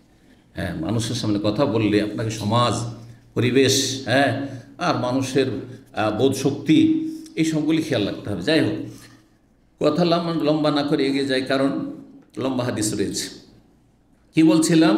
কাযাবা আদুউল্লাহ কে বলেন? ইবনে আব্বাস বলছেন যে এই নওফাল বাকালি আল্লাহর দুশমন, মিথ্যা কথা বলেছে। আরবদের মধ্যে এটাকে মাইন্ড করতো না, যে মিথ্যা কথা বলে বা অবাস্তব কথা বলে আল্লাহর দুশমন, ও আল্লাহর দুশমন। কিন্তু আমাদের দেশে আল্লাহর দুশমন বলা চলবে না। জি, তো আছে না, নবী সাল্লাল্লাহু আলাইহি ওয়াসাল্লাম অনেক সময় বলছেন যে তারিবাত ইয়াদাক, তোমার দুই হাত মাটিতে মিশে যাক। মানে কি বদদোয়া? বদদোয়া না, এটা আরবদের এগুলো ভাষা, এমন বদদোয়া উদ্দেশ্য হইতো না। তারপর রাগে বা আনফহু, তার নাক মাটিতে মিশে যাক, দোলধূসরিত হোক, মানে কি সে ধ্বংস হয়ে যাক? না, মোটেই ধ্বংস হওয়ার উদ্দেশ্য নয়। যে তো এসব আরবদের ভাষা ছিল, ভাষাগত বিষয়, সেগুলোতে মানুষরা মাইন্ড করতো না, কষ্ট পেত না, এবং অহরহ একে অপরকে বলতো। হাদ্দাসানা উবাই বিন, তারপর বলছে উবাই বিন কাব আমাদেরকে হাদিস বয়ান করেছেন নবী সাল্লাল্লাহু আলাইহি ওয়াসাল্লাম থেকে, আন্না মূসা কামা খাতিবান ফি বানি ইসরাইল, মূসা আলাইহিস সালাম একবার বনি ইসরাইলের মাঝে ভাষণ দিতে দাঁড়ালেন। খতিব, ভাষণ দিতে দাঁড়ালেন। ফায়সইলা, তখন তাকে জিজ্ঞাসা করা হইল জনকে ব্যক্তির পক্ষ থেকে, আইয়ুন নাসি আলামু, কোন ব্যক্তি এই জামানায় সবচেয়ে বেশি জ্ঞানী? ফাকালা, বলেন আনা, আমি বেশি জ্ঞানী। ফাআতাবাল্লাহু আলাইহি, তখন আল্লাহ তার ওপর অসন্তুষ্টি প্রকাশ করলেন বা অসন্তুষ্ট হলেন, অথবা আল্লাহ তাকে তিরস্কার করলেন যে তোমার এটা ঠিক হইল না। এতাব মানে হচ্ছে হালকা তিরস্কার করাতে হবে, কেন এটা আপনি কাজটা ভালো হইল না, এটাই আর কি এতাব বলা হয় আরবি ভাষায়। তো আল্লাহ তাকে এতাব করলেন মানে তিরস্কার করলেন। ইজলাম ইয়ার, কেন? ইজলাম ইয়ারুদ্দাল ইলমা ইলাইহি, এই জন্য নয় যে মূসার চাইতে বেশি জ্ঞানী আছে, বরং এখানে দেখেন কারণটা, যে আল্লাহর দিকে জ্ঞানকে কেন ন্যস্ত করলেন না, যে আল্লাহ বেশি জানেন। ঠিক আছে, আমার ধারণা যে আমি বেশি জ্ঞানী, কিন্তু এখন আল্লাহ বেশি ভালো জানেন, এটা বলা আমার জন্য উপযুক্ত ছিল বা উচিত ছিল। ঠিক, আল্লাহর ইলম আল্লাহর হাওয়ালা কেন করলেন না? আল্লাহ আলম বলা উচিত। ফাকালাহু, তখন আল্লাহ বললেন মূসাকে, বলা হ্যাঁ শোনলি আব্দুন, আমার এক বান্দা আছে, বে মাজমাল বাহরাইন, দুই সাগরের সংযোগ স্থলে, দুটো সাগর এসে মিলিত হচ্ছে। বাংলাদেশে অনেক জায়গা আছে না, দুই নদী একসাথে মিলিত, চাঁদপুরের লোকেরা, হ্যাঁ চাঁদপুরের লোক আছে না, দুই নদী, একটা হচ্ছে পদ্মা আর একটা মেঘনা। জি, মাজমাউল বাহরাইন, এখানে মাজমাউল নাহরাইন, নাহার মানে নদী। হুয়া আলাম মিনকা, তিনি তোমার চেয়ে বেশি জানেন, মানে সব বিষয় না, যেমন দেখা যাচ্ছে কোনো বিষয়। এই জন্য বলবেন, খেজের নিজেই বলবেন যে আমার কাছে কিছু জ্ঞান আছে যেটা আপনার কাছে হয়তো নেই, আর আপনার কাছে এমন কিছু জ্ঞান আছে যা আমার কাছে নেই। কালা এই রব্বে, হে রব, অমাল্লি বেহি, মানে কে আমাকে তাহলে সেখানে পৌঁছাবে? অরুবামা কালা সুফিয়ান, সুফিয়ান বিন ওয়াইনা বর্ণনা করেছেন, এই রব্বে, অন্য রেওয়ায়েত রয়েছে হে রব, কাইফা লিবেহি, কেমন করে আমি তার কাছে পৌঁছবো? কালা, তখন আল্লাহ তা খোঁজো হুতান, একটি বড় মাছ নিয়ে, হুত বলা হয় বড় মাছকে, বড় একটি মাছ নিয়ে নাও। ফাত্তা জাউলফি মিকতালিন, সেটাকে একটি ব্যাগে নিয়ে নাও বা থলেতে নিয়ে নাও। হাইসুমা ফাকাত তালহুদ, যেখানে তুমি মাছটিকে হারিয়ে ফেলবে, ফাহুয়া সাম্মা, সে সেখানে রয়েছে। সাম্মা মানে হোনাকা, সোম্মা মানে অতপর, আর সাম্মা যখন সায়ে জবর দেবেন তখন হোনাকা, ফাসাম্মা ওয়াজহুল্লাহ, সেখানে আল্লাহ রয়েছেন বা আল্লাহর চেহারা। রুব্বামা কালা ফাহুয়া সাম্মা হাদি। ওয়াখাজা হুতান, মুসা আলাইহিস সালাম একটি মাছ নিলেন, ফাজাআলাহু ফি মিকতালিন, একটি পাত্রে নিয়ে এলেন, সুম্মান তালাক, তারপরে চলতে শুরু করলেন। হুয়া, তিনি, ওয়া ফাতাহ, এবং তার খাদেম ইউশা বিন নুন, ইউশা বিন নুন, জি তার নাম ছিল, হাদিসে চলে আসলো। হাত্তা আতায়া সাখরা, তারপরে দুইজনে একটি পাথরের কাছে পৌঁছলেন। ওয়াদা রৌস, তখন বিশ্রাম নেওয়ার জন্য, ক্লান্ত হয়েছেন, একটু বিশ্রাম নেওয়ার জন্য সেখানে পাথর মাথা রেখে শুয়ে পড়লেন, পাথরকে বালিশ বানিয়ে দুইজনে শুয়ে পড়লেন। ফারাকাদা, তারপরে ঘুমিয়ে গেলেন মূসা আলাইহিস সালাম, মূসা আলাইহিস সালাম ঘুমিয়ে গেছেন, আর ইউশা খাদেম একটু জেগে আছে, ও কিন্তু দেখেছে মাছটাকে পালাইতে। ওয়াদ্দারাবাল হুদ, তখন মাছটি নড়াচড়া শুরু করে, ইদ্দারা মানে হরকত করা, নড়াচড়া শুরু করেছে। ফাখারে, তারপরে সেই পাত্র থেকে বেরিয়ে পড়েছে। ফাসাকাতা ফিল বারহে, তারপরে সাগরে সে ঝাঁপ দিয়েছে। ফাত্তাখাযা সাবিলাহু ফিল বাহরে সারাবা, অতঃপর সেই মাছটি তার পথ তৈরি করে নিয়েছে সাগরে সুরঙ্গ আকারে, সারাব সুরঙ্গকে বলা হয়, সুরঙ্গ আকারে। ফামসাকাল্লাহু আনিল হুতে জিরিয়াতাল মা, অতঃপর আল্লাহ রাব্বুল আলামিন যে মাছের পথ ছিল, মাছ যে পথ দিয়ে গিয়েছে সাগরে, সেই পথের পানির গতিকে রোধ করে দিয়েছেন, পানির গতি থামিয়ে দিয়েছেন, রোধ করে দিয়েছেন। আমসাকা মানে থামিয়ে দেওয়া। তখন কি হয়ে গেছে, ফাসার মিসলা তাক, তখন সেটা হয়ে গেছে সুরঙ্গের মতন। তাক, তাক বলা হয় ছিদ্রকে, দেয়ালে ছিদ্র যদি ছোট্ট ছিদ্র থাকে, হ্যাঁ, আলো সার জন্য আগের যুগে মাটির দেয়াল টেয়ালে, জানলা হয়তো অনেক বাড়িতে থাকে না, কিন্তু ছিদ্র থাকতো আলোর জন্য। এখনও পাকা বাড়িতে থাকে না, জি। তো এইরকম, তো সেটা কিসের মতো হয়ে গেছে, সুরঙ্গের মতো হয়ে গেছে। কাল হা কাজ মিসলা তাক, দেখাচ্ছেন, হাত দিয়ে দেখাচ্ছেন, এইভাবে হয়ে গেছে। ফান্তালাকা ইয়ামশিয়ানে, তারপরে দুইজনে চলতে শুরু করলেন। বাকিয়াতা লাইলাতিহিমা ওয়া ইয়াওমাহুমা, তখন কিন্তু মুসা আলাইহিস সালাম বলতে ভুলে গেছেন। ওখান থেকে যে ওই মাছটা পালিয়ে গেছে, তো সেখানে বলে দিলে কিন্তু আর হয়রান হইতে হয় না, কারণ ওখানে কিন্তু আশেপাশেই খাজির আছেন, কিন্তু খেয়াল করেনি আশেপাশে আছেন কিন্তু ওই জায়গায়। তারপরে তারা সেখান থেকে এখন বিশ্রাম হয়ে গেল, চলো যে উদ্দেশ্যে এসেছি ওস্তাদ যার কাছে যেতে আল্লাহ বলেছেন যাই। রাতের যে তার সেই সময়টা যে বিশ্রাম করেছিলেন সেটা বৈকালবেলা হয়তো ছিল, তারপরে সে রাত গেল, ইয়াওমাহুমা, আর দিন গেল, হাত্তা ইযা কানা মিনাল গাদ, তারপরে পরের দিন সকাল হয়ে গেছে। সারাদিন চলেছেন, সকালে বেরিয়েছেন, বিকালবেলা বিশ্রাম করেছেন তাইরুল্লাহ, তারপরে রাত চলে গেছে, হাঁটতে আছেন দুজনে, সকাল হয়ে গেছে। কাল আলাই ফাতাহ, তখন নিজ খাদেমকে বলছেন, আতে না গাদা আন্না, আয়াতের অংশ এটি, আমাদেরকে আমাদের নাস্তা দাও বা খাবার দাও। লাকাদ লাকিনা মিন সাফারিনা হাযা নাসাবা, আমাদের এই সফরে বড়ই ক্লান্ত হয়ে পড়েছি। নাসাব মানে হচ্ছে ক্লান্তি, ক্লান্ত পরিশ্রান্ত হয়ে পড়েছি। ওয়ালামে যেটা মুসা নাসাব হাত্তা জাওয়াজা হাইসু আমারাহুল্লাহ, মুসা আলাইহিস সালাম দেখেন সারাদিন চলেছেন, প্রথম দিন সারা রাত চলেছেন, ক্লান্ত হননি, কিন্তু যখন ওই জায়গা থেকে এগিয়ে চলে গেছেন তখন ক্লান্ত হয়েছেন, তখন ক্লান্ত হইতে লেগেছেন। তাহলে আল্লাহ রাব্বুল মানুষের শরীরে শক্তি দিয়ে থাকেন। এই জন্য দেখা যায় যে অনেক সময় ভালো মানুষরা কঠোর পরিশ্রম করে ইবাদতবন্দি করে, তাহাজ্জুদ পড়ে, রোজাও রাখে, কিন্তু ক্লান্ত হয় না। আল্লাহ সুস্থ রাখেন, সবল রাখেন। আর দেখা যায় যে মানুষ এত আয়েশ আরাম করছে, 10 ঘন্টা ঘুমাচ্ছে আর ভোগ বিলাস করছে, তারপর শরীরে রোগ ছুটানি নেই, রোগই ছুটছে না। জি, এই জন্য মানুষ সুস্থ থাকতে শুধু চেষ্টা করলে কাজ হবে না, সব কিছুর ওপর আল্লাহ রাব্বুল আলামিনের বিশেষ অনুগ্রহ, রহমত। আল্লাহ যাকে চাইবেন হেফাজত করবেন, তবে আল্লাহ সতর্ক থাকতে বলেছেন, সতর্কতা অবশ্যই অবলম্বন করতে হবে। আর শরীরের হক আদায়, মানে এর মানে এই নয় যে আপনি মোটেই ঘুমাবেন না আর মোটেই শরীরের হক আদায় করবেন না, করবেন, কিন্তু অল্পতে অনেক সময় মানুষ সুস্থ থাকে। অল্পতে যখন আল্লাহ সন্তুষ্ট থাকেন তখন অল্পতে মানুষ অল্প খাওয়াতে সুস্থ থাকে, অল্প ঘুমাতে সুস্থ থাকে। হ্যাঁ, জি। তো বলছেন যে অতক্ষণ পর্যন্ত মূসা আলাইহিস সালাম ক্লান্তি বোধ করেননি, যতক্ষণ পর্যন্ত সেই জায়গা অতিক্রম না করে যেই জায়গার আল্লাহ নির্দেশ দিয়েছিলেন, মানে ওই দুই সাগরের মিলনস্থল। কাল আল্লাহু ফাতাহ, তখন মনে পড়েছে, আরে নাস্তা চেয়েছেন তো, নাস্তাই তো নেই, ওই যে ভাজি করে নিয়ে এসেছে মাছটি নাস্তার জন্য, নাই তো, সেটি খাবারের জন্য, খাবার নেই। তখন খাদেম বলছে, আর আয়তা, আচ্ছা শোনেন, ইজ আওয়াইনা ইলা সাখরা, যখন আমরা আশ্রয় নিয়েছিলাম পাথরের কাছে, ফাইনি নাসিতুল হুতা, তখন আমি মাছের কথা বলতে ভুলে গেছি, ওমা আনসানিউ ইল্লা শয়তানে কিন্তু আমাকে ভুলিয়ে দিয়েছে, আন আজ করা বিষয়টি আলোচনা করতে। অত্তাখাযা সাবিলাহু ফিল বাহরি আজাবা, মাছ নিজের পথ নিয়েছে সাগরে আশ্চর্যজনকভাবে, আজাবান। আর দুটো আয়াত দুই রকম, এক আয়াত আছে অত্তাখাযা ফিল বাহরি সারাবা, সুরঙ্গ আকারে, আর আরেকটি আয়াত রয়েছে আজাবা। এই দুটোতে পার্থক্য কি বলছেন? পার্থক্য ব্যক্তি বিশেষ। ওই কথা হাদিসে চলে এসেছে, হাদিসের ভাষায় বলি, দুটো শব্দের ব্যাখ্যা করছেন এখানে নবী সাল্লাল্লাহু আলাইহি ওয়াসাল্লাম। ফাকান আলিল হৌতে সারাবান, মাছকে কেন্দ্র করে যদি দেখা যায় তো মাছ যে রাস্তা নিয়েছে সাগরের ভিতরে, পানির ভিতরে, সেটা ছিল সুরঙ্গ আকারে, সুরঙ্গ আকারে। ওয়ালাহমা, এবং মূসা আর খাজেরের জন্য এটি ছিল আজাবান, মানে বিস্ময়কর বিষয়, আশ্চর্যজনক বিষয়, আশ্চর্যের বিষয়। আরে মাছ যদি পানিতে ঝাঁপ দিয়ে দেয় তো তার সাথে সাথে কি হয়ে যাবে, ছিদ্র বন্ধ হয়ে যাবে, কোথায় গেছে হদিস পাওয়া যাবে না। কিন্তু যে মাছ গিয়েছে ও পুরোটা ছিদ্র হয়ে গেছে, একবারে সুরঙ্গের মতো। যেমন মক্কায় গেলে পাহাড়ের সুরঙ্গগুলো দেখছেন, ওই রকম সুরঙ্গ হয়ে গেছে যতদূর পর্যন্ত মাছ গিয়েছে।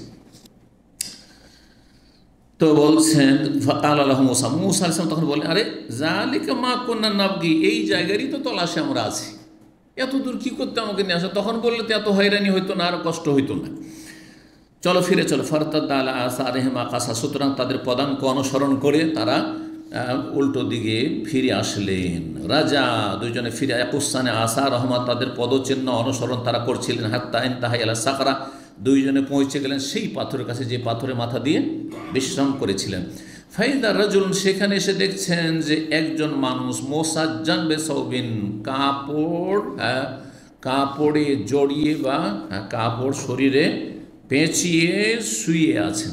কাপড় গায়ে দিয়ে, যেমন সাধারণত আমরা কী করি, যখন শুয়ে থাকি তখন মাথা থেকে পা পর্যন্ত অনেকে যাদের মুখ ঢাকা অভ্যাস আছে আপনাদের অনেকের কিন্তু মুখ না ঢাকলে শুইতে পারবেন না, অনেকের এটা অভ্যাস। আবার অনেকে আছে মুখ ঢাকলে শুইতে পারবেন না। কোনটা ভালো? মাথাতে পাওতে ঢেকে শোয়া ভালো না মুখটা খুলে শোয়া ভালো? দুনিয়া শিখায় একটু। একজন বলেন কোনটা ভালো? খুলে রাখে, ঠিক খুলে রাখে ভালো। আচ্ছা, অনেকে মোজা পরে ঘুমান না? মোজা পরে ঘুমাবেন না, মোজা খুলে ঘুমাবেন। মোজা খুলে, ঠান্ডার দিন হইলেও মোজা খুলে ঘুমাবেন। বিশেষ করে মোটা কাপড়ে, হালকা বেডশিট বা হালকা চাদর আছে আলাদা কথা, ক্যাথা আছে অথবা আপনার এই যে কম্বল আছে, আর তাতে মাথা ঢেকে ঠান্ডার দিন অনেকে ঘুমান না। এটা মানুষের শরীরের জন্য বড়ই ক্ষতিকর। তো যাই হোক, রাজুলুন মোসাজ্জান বেসাউবিন, কাপড়ে ঢাকা, মোসাজ্জান বা মুগাত্তা, কাপড়ে ঢাকা, তিনি ঢেকে শরীরটা, গোটা শরীরটা ঢেকে শুয়ে আছেন। মুসা আলাইহিস সালাম তাকে দেখে সালাম করছেন। ফারাদ আলাইহিস সালামের জবাব দিলেন, সালাম শুনে সালামের জবাব দিলেন। কালা মুসা, তখন জিজ্ঞেস করছেন, ফাকালা, সালাম শোনার পরে খেজির আলাইহিস সালাম অবাক হচ্ছেন, এখানে তো কোনো মুসলিম নেই। তার মানে খেজির আলাইহিস সালাম যেই দেশে বা যে অঞ্চলে বসবাস করছিলেন, একজনও কোনো মুমিন মুসলিম ছিল না, সব কাফের মুশরিক ছিল, সব বিধর্মী ছিল, যার ফলে কেউ সালাম টালাম জানতো না। আর সালাম মানে ওই যুগেও মুসা আলাইহিস সালাম, খাজেরের যুগেও সালাম মানেই মুসলিম, সালাম মানেই মুসলিম। তাহলে সালাম আদম আলাইহিস সালাম থেকে শুরু হয়েছে। প্রতিটি উম্মতেই সালামের অভিবাদন তাহিয়া মুসলিমদের মধ্যে প্রচলিত রয়েছে। শুধু এটা ইসলামের নয়, বিধান নয়, বরং সমস্ত মুমিন মুসলিম উম্মতের সালাম। তাই কাপড়টা সরিয়ে খাজের বলছেন, ওয়ান্না বে আরজেকা সালাম, আরে এখানে সালাম কোত্থেকে আসলো? এখানে সালাম কোত্থেকে আসলো? কে সালাম দিল আমাকে? এখানে তো কোনো মুমিন মুসলিম বাস করে না, একাই আছেন তিনি, তাহলে মুমিন। বলছেন, যখন সালাম দিলেন, সালামের জবাব দেওয়ার পরে, ওয়ান্না বে আরজেকা সালাম, তোমার এই দেশে কোত্থেকে সালাম আসলো? কালা আনা মুসা, আমি মুসা। কালা মুসা বনি ইসরাইল, ও বনি ইসরাইল বংশের মুসা। তার মানে একে অপরের খবর রাখেন, কিন্তু দেখা সাক্ষাৎ হয়নি। যেমন পৃথিবীতে অনেক বড় বড় আলেমরা আছে, যাদের খবর রাখি আমরা, আমাদের খবর অনেকে রাখে, কিন্তু কোনোদিন দেখা সাক্ষাৎ হয়নি। ওখানে হয়তো আমার চর্চা চলছে, আমার কাছে ওনার চর্চা চলছে, হচ্ছে না? ঠিক ওই রকম। তাহলে মুসা আলাইহিস সালাম খবর খেজের রাখেন। তো বলছেন যে ওই বনি ইসরাইলদের মুসা, বলছেন হ্যাঁ বনি ইসরাইলদের মুসা, নাম আতাই তোকা, আপনার কাছে আমি এসেছি, লেতু আল্লেমানি, যাতে করে আপনি আমাকে কিছু শিখান, মিম্মা উল্লেম তা রুশদা, যা কিছু হেদায়েত বিষয়ক আপনাকে শেখানো হয়েছে। আল্লাহ যে শিক্ষা আপনাকে দিয়েছেন, জ্ঞান দিয়েছে, সেখান থেকে আমাকে কিছু শিখাবেন এই উদ্দেশ্যে, কারণ আল্লাহ পাঠিয়েছেন যে যাও কিছু শিখে আসো। আলা ইয়া মুসা, হে মুসা, তখন বলছেন খাজের, মুসা শুনেন, ইন্নি আলা ইলমিন মিন ইলমিল্লাহ, আমার কাছে আল্লাহ প্রদত্ত কিছু এলেম আছে। আল্লামানি হিল্লাহু, আল্লাহ আমাকে সেই শিক্ষা জ্ঞান দিয়েছেন। লা তালামহু, সেটা আপনি জানেন না, আপনি জানেন না। ও আনতা আলা ইলমিন মিন ইলমিল্লাহ, আপনার কাছে আল্লাহ প্রদত্ত কিছু এলেম আছে। আল্লামাকাহুল্লাহ, যা আল্লাহ আপনাকে শিখিয়েছেন। লা আলামু, আমিও তা জানি না। হককে স্বীকার করলেন না? আজকাল স্বীকার করবে অনেক আলেম আছে, ধরেন তফসিরে ভালো, ধরেন বা ওয়াজে ভালো, কিন্তু হাদিসের সহিহ তেমন অত বুঝে না। কিন্তু আমার দেশের বক্তা কখনো স্বীকার করবে যে ভাই হাদিসের সহিহ যদি জানতে হয়, তাহলে মাদানি আলেম যারা হাদিস পড়ে এসছে তাদের কাছে জিজ্ঞাসা করে, বললে যে ছোটো হয়ে যাবে। কিন্তু এটা তো আদর্শ নাই। আদর্শ শিখাচ্ছেন যে আমার কাছে কিছু এলেম আছে যেটা আপনার কাছে হয়তো নেই, আর আপনার কাছে যে এলেম আছে সেটা আমার। এটা কিন্তু দুনিয়ার ডাক্তাররা স্বীকার করে। আপনি যদি কানের সমস্যা দেখাতে যান, আপনার হার্টের সমস্যা দেখাতে যান, আর গিয়ে আপনি একটা জিপিকে বলেন, বা একটা যদি আপনি ওই ধরেন মেডিসিন স্পেশালিস্টকে বলেন, তো বলে যে না না না, স্পেশালি আমাদের ওখানে আছে, ইএনটি আছে, ওর কাছে চলে যান, বা হার্টের আছে বিশেষজ্ঞ আছে, ওর কাছে চলে যান। বলবেন না? বলবেন না? কিন্তু হাই রে আলেম সমাজ, বিশেষ করে বাংলাদেশ, পাকিস্তানে, সৌদি আরবে আবার বলে, সৌদি আরবে কিন্তু বলে দিবি, কারণ এখানে বলছেন না না, আমার তাখাসুস, আমি যে সাবজেক্ট পড়াশোনা করেছি সেটা ফিকহ পড়েছি, হাদিস পড়িনি, হাদিস সম্পর্কে ওনার কাছে জেনে নি। কিন্তু আমাদের দেশে বলছে আমি সবই জানি, অসুবিধা কি? হ্যাঁ, না হলে কোথা থেকে ধার করেও দিবে, কিন্তু বলবে না যে অমুকের কাছে যান, কারণ ও যে বড় হয়ে যাবে, বুঝছেন না, রোগ। তো বলছেন যে কালা, তখন মুসা আলাইহিস সালাম বলছেন হাল আত্তাবিউকা, আপনার অনুসরণ করতে পারবো, মানে আপনার সঙ্গী হইতে পারবো। দেখেন মুসা আলাইহিস সালাম এত সিনিয়র নবী রসুল, তারপর বলছেন আপনি আমাকে সঙ্গী হিসাবে নেবেন। কি শিখিয়েছেন আমাদেরকে? নমনীয়তা শিখিয়েছেন, বিনয়ী হওয়া, নিজেকে ছোট মনে করা হয়, এবং অহংকার নয়। জি। আর আমাদের দেশে মাদ্রাসা পড়ে আসে, দাওরা পড়ে এসছে, আমার ইসলাম সেন্টারে শিখতে হবে। কি শিখতে যাবো ওখানে? হ্যাঁ, কি শিখতে যাব? অথচ আকিদের কিছুই জানে না। জিজ্ঞাসা করেন তাদেরকে তৌহিদ কত প্রকার, তৌহিদের রুবুবিয়া কাকে বলে, তৌহিদুল উলুহিয়া কাকে বলে, তৌহিদুল আসমা সিফাত কাকে বলে, কিচ্ছু জানে না, কিছু জানে না তারা, কিছু জানে না। তো ব্যাস মাদ্রাসায় পড়ে এসছে, এখানে আমার শেখার দরকার নেই, যাও তুমি যাও। হ্যাঁ, ওখানে মূর্খ লোকেরা যায়, আউযুবিল্লাহ। এই জন্য আল্লাহ এদেরকে হেদায়েত নসিব করে না। এসব মোল্লা যে মাদ্রাসা থেকে পড়া আসা আর যাদের মধ্যে অহংকার কাজ করছে, এদেরকে আল্লাহ সাধারণত হেদায়েত করে না। আরব দেশে 20 বছর 25 বছর থেকে যাচ্ছে, কেউ হেদায়েত নিয়ে যায় না এখান থেকে। এখানে রিয়াল নিয়ে যায়, হ্যাঁ, জমজমের পানি নিয়ে যায়, আর এখান থেকে কিছু হজমরা বেদাতি তরিকায় নিয়ে যায়, সেটাও তো কবুল হবে না, বেদাতি তরিকার হজমরা, সুতরাং হতভাগেরা। জি। তো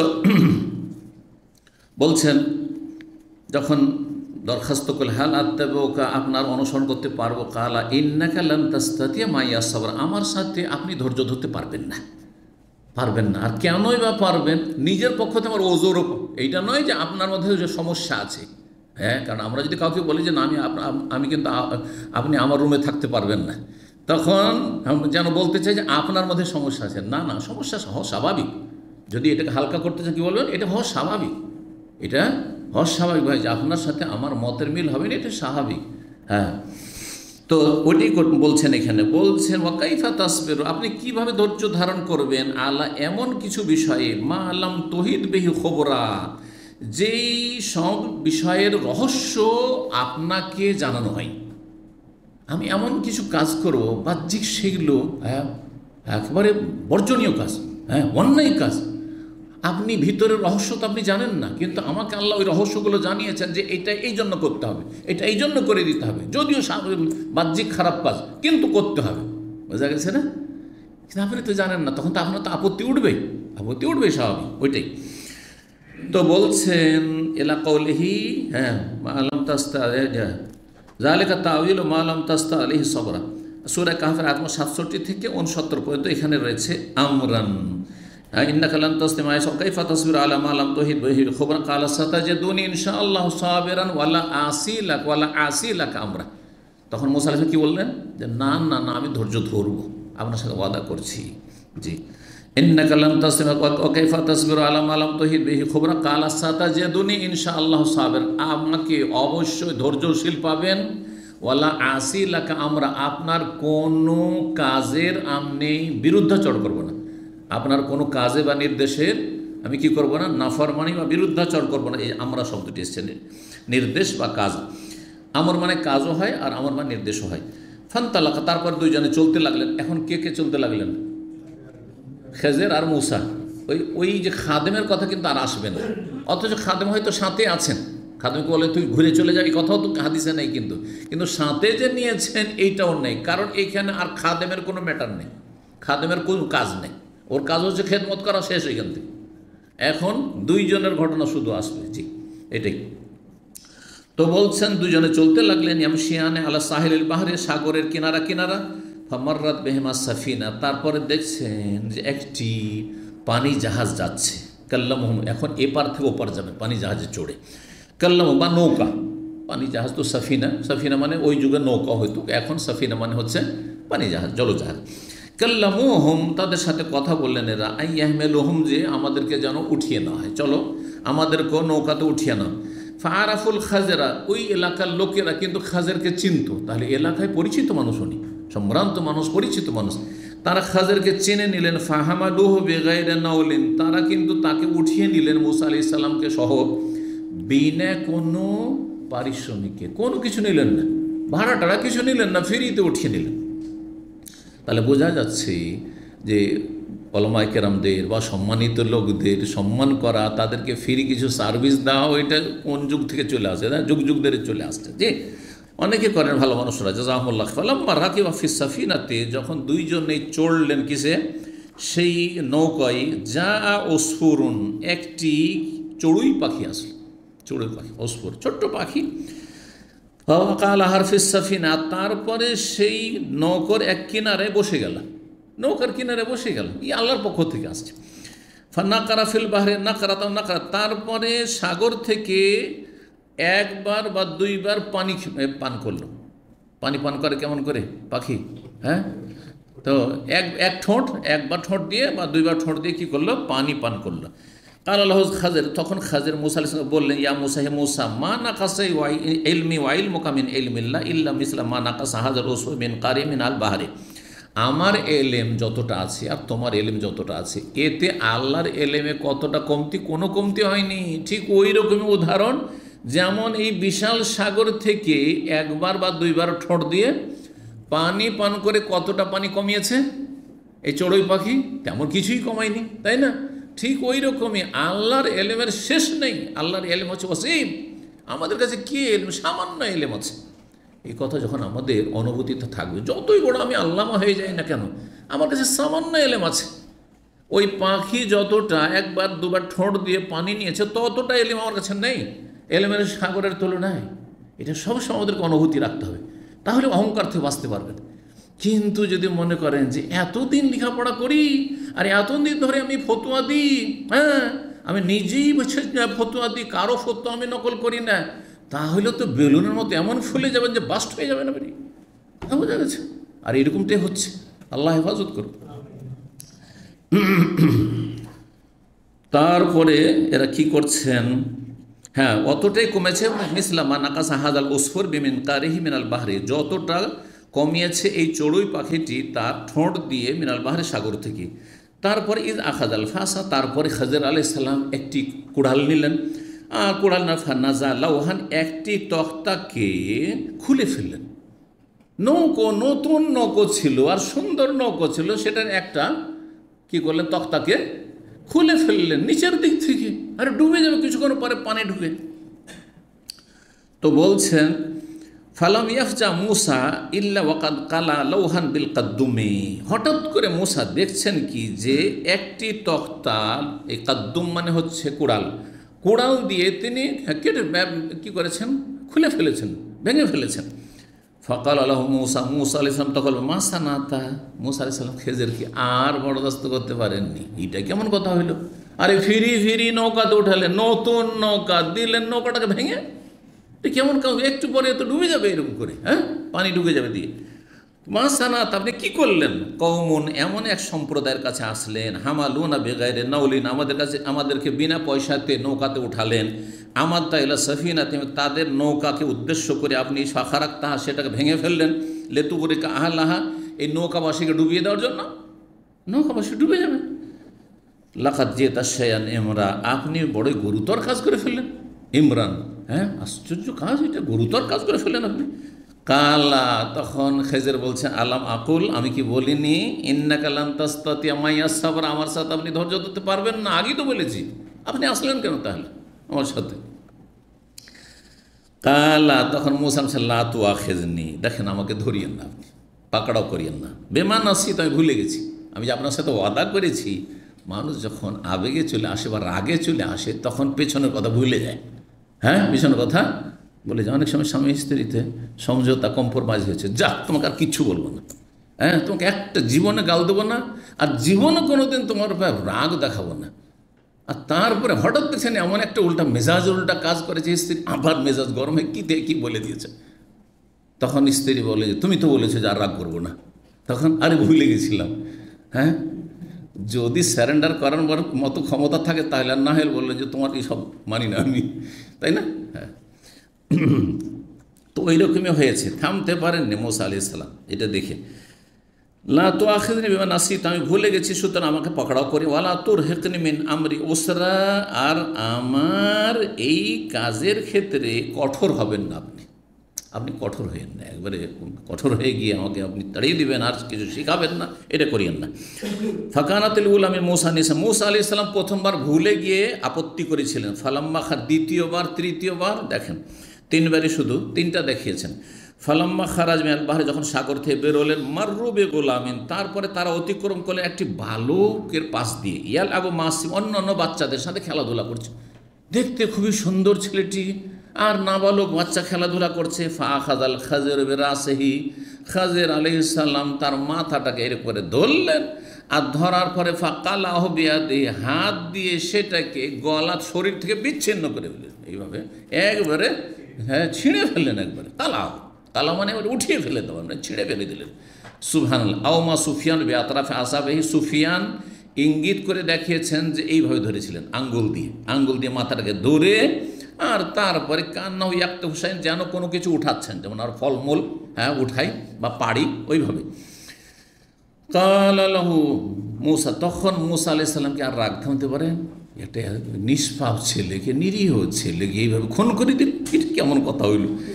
বলছেন আকাতালতা নাফসান জাকিয়াতান বেগাইরে নাফসিন, আপনি এমন এক মানুষকে আপনি খুন করলেন, বেগাইরে নাফসিন, কোনো মানুষকে সে অন্যায়ভাবে হত্যা করেনি, এমন না যে জানের বদল জান নিলেন, আপনি কী কাজ করলেন? নিরীহ একটা বালককে আপনি হত্যা করে দিলেন, পাক পবিত্র আত্মাকে। লাকাদ জিতা শাইয়ান নুকরা, আগের বাল ইমরা বলেছেন মানে গুরুতর কাজ করে, এবার বলছেন অন্যায় কাজ করলেন আপনি, নোকরা মানে মুনকার কাজ, আপনি হারাম কাজ করে দিলেন আপনি। লাকাদ জিতা শাইয়ান নুকরা, আপনি কী কাজ করলেন? বড় অন্যায় কাজ করে ফেলেন। কালা, তখন খেজর বলছেন আলাম আকুল্লাকা, আপনাকে বলিনি, এটা 16তম পারার প্রথম আয়াত, ইন্নাকা লান তাস্তাতিয়া মাইয়া সাবরা, আগে ছিল আলাম আকুল, এখানে আলাম আকুল্লাকা, তোমাকে বলিনি, জি তাগিদ দিতে রয়েছে, তোমাকে বলিনি যে তুমি আমার সাথে ধৈর্য ধরতে পারবে না ভাই।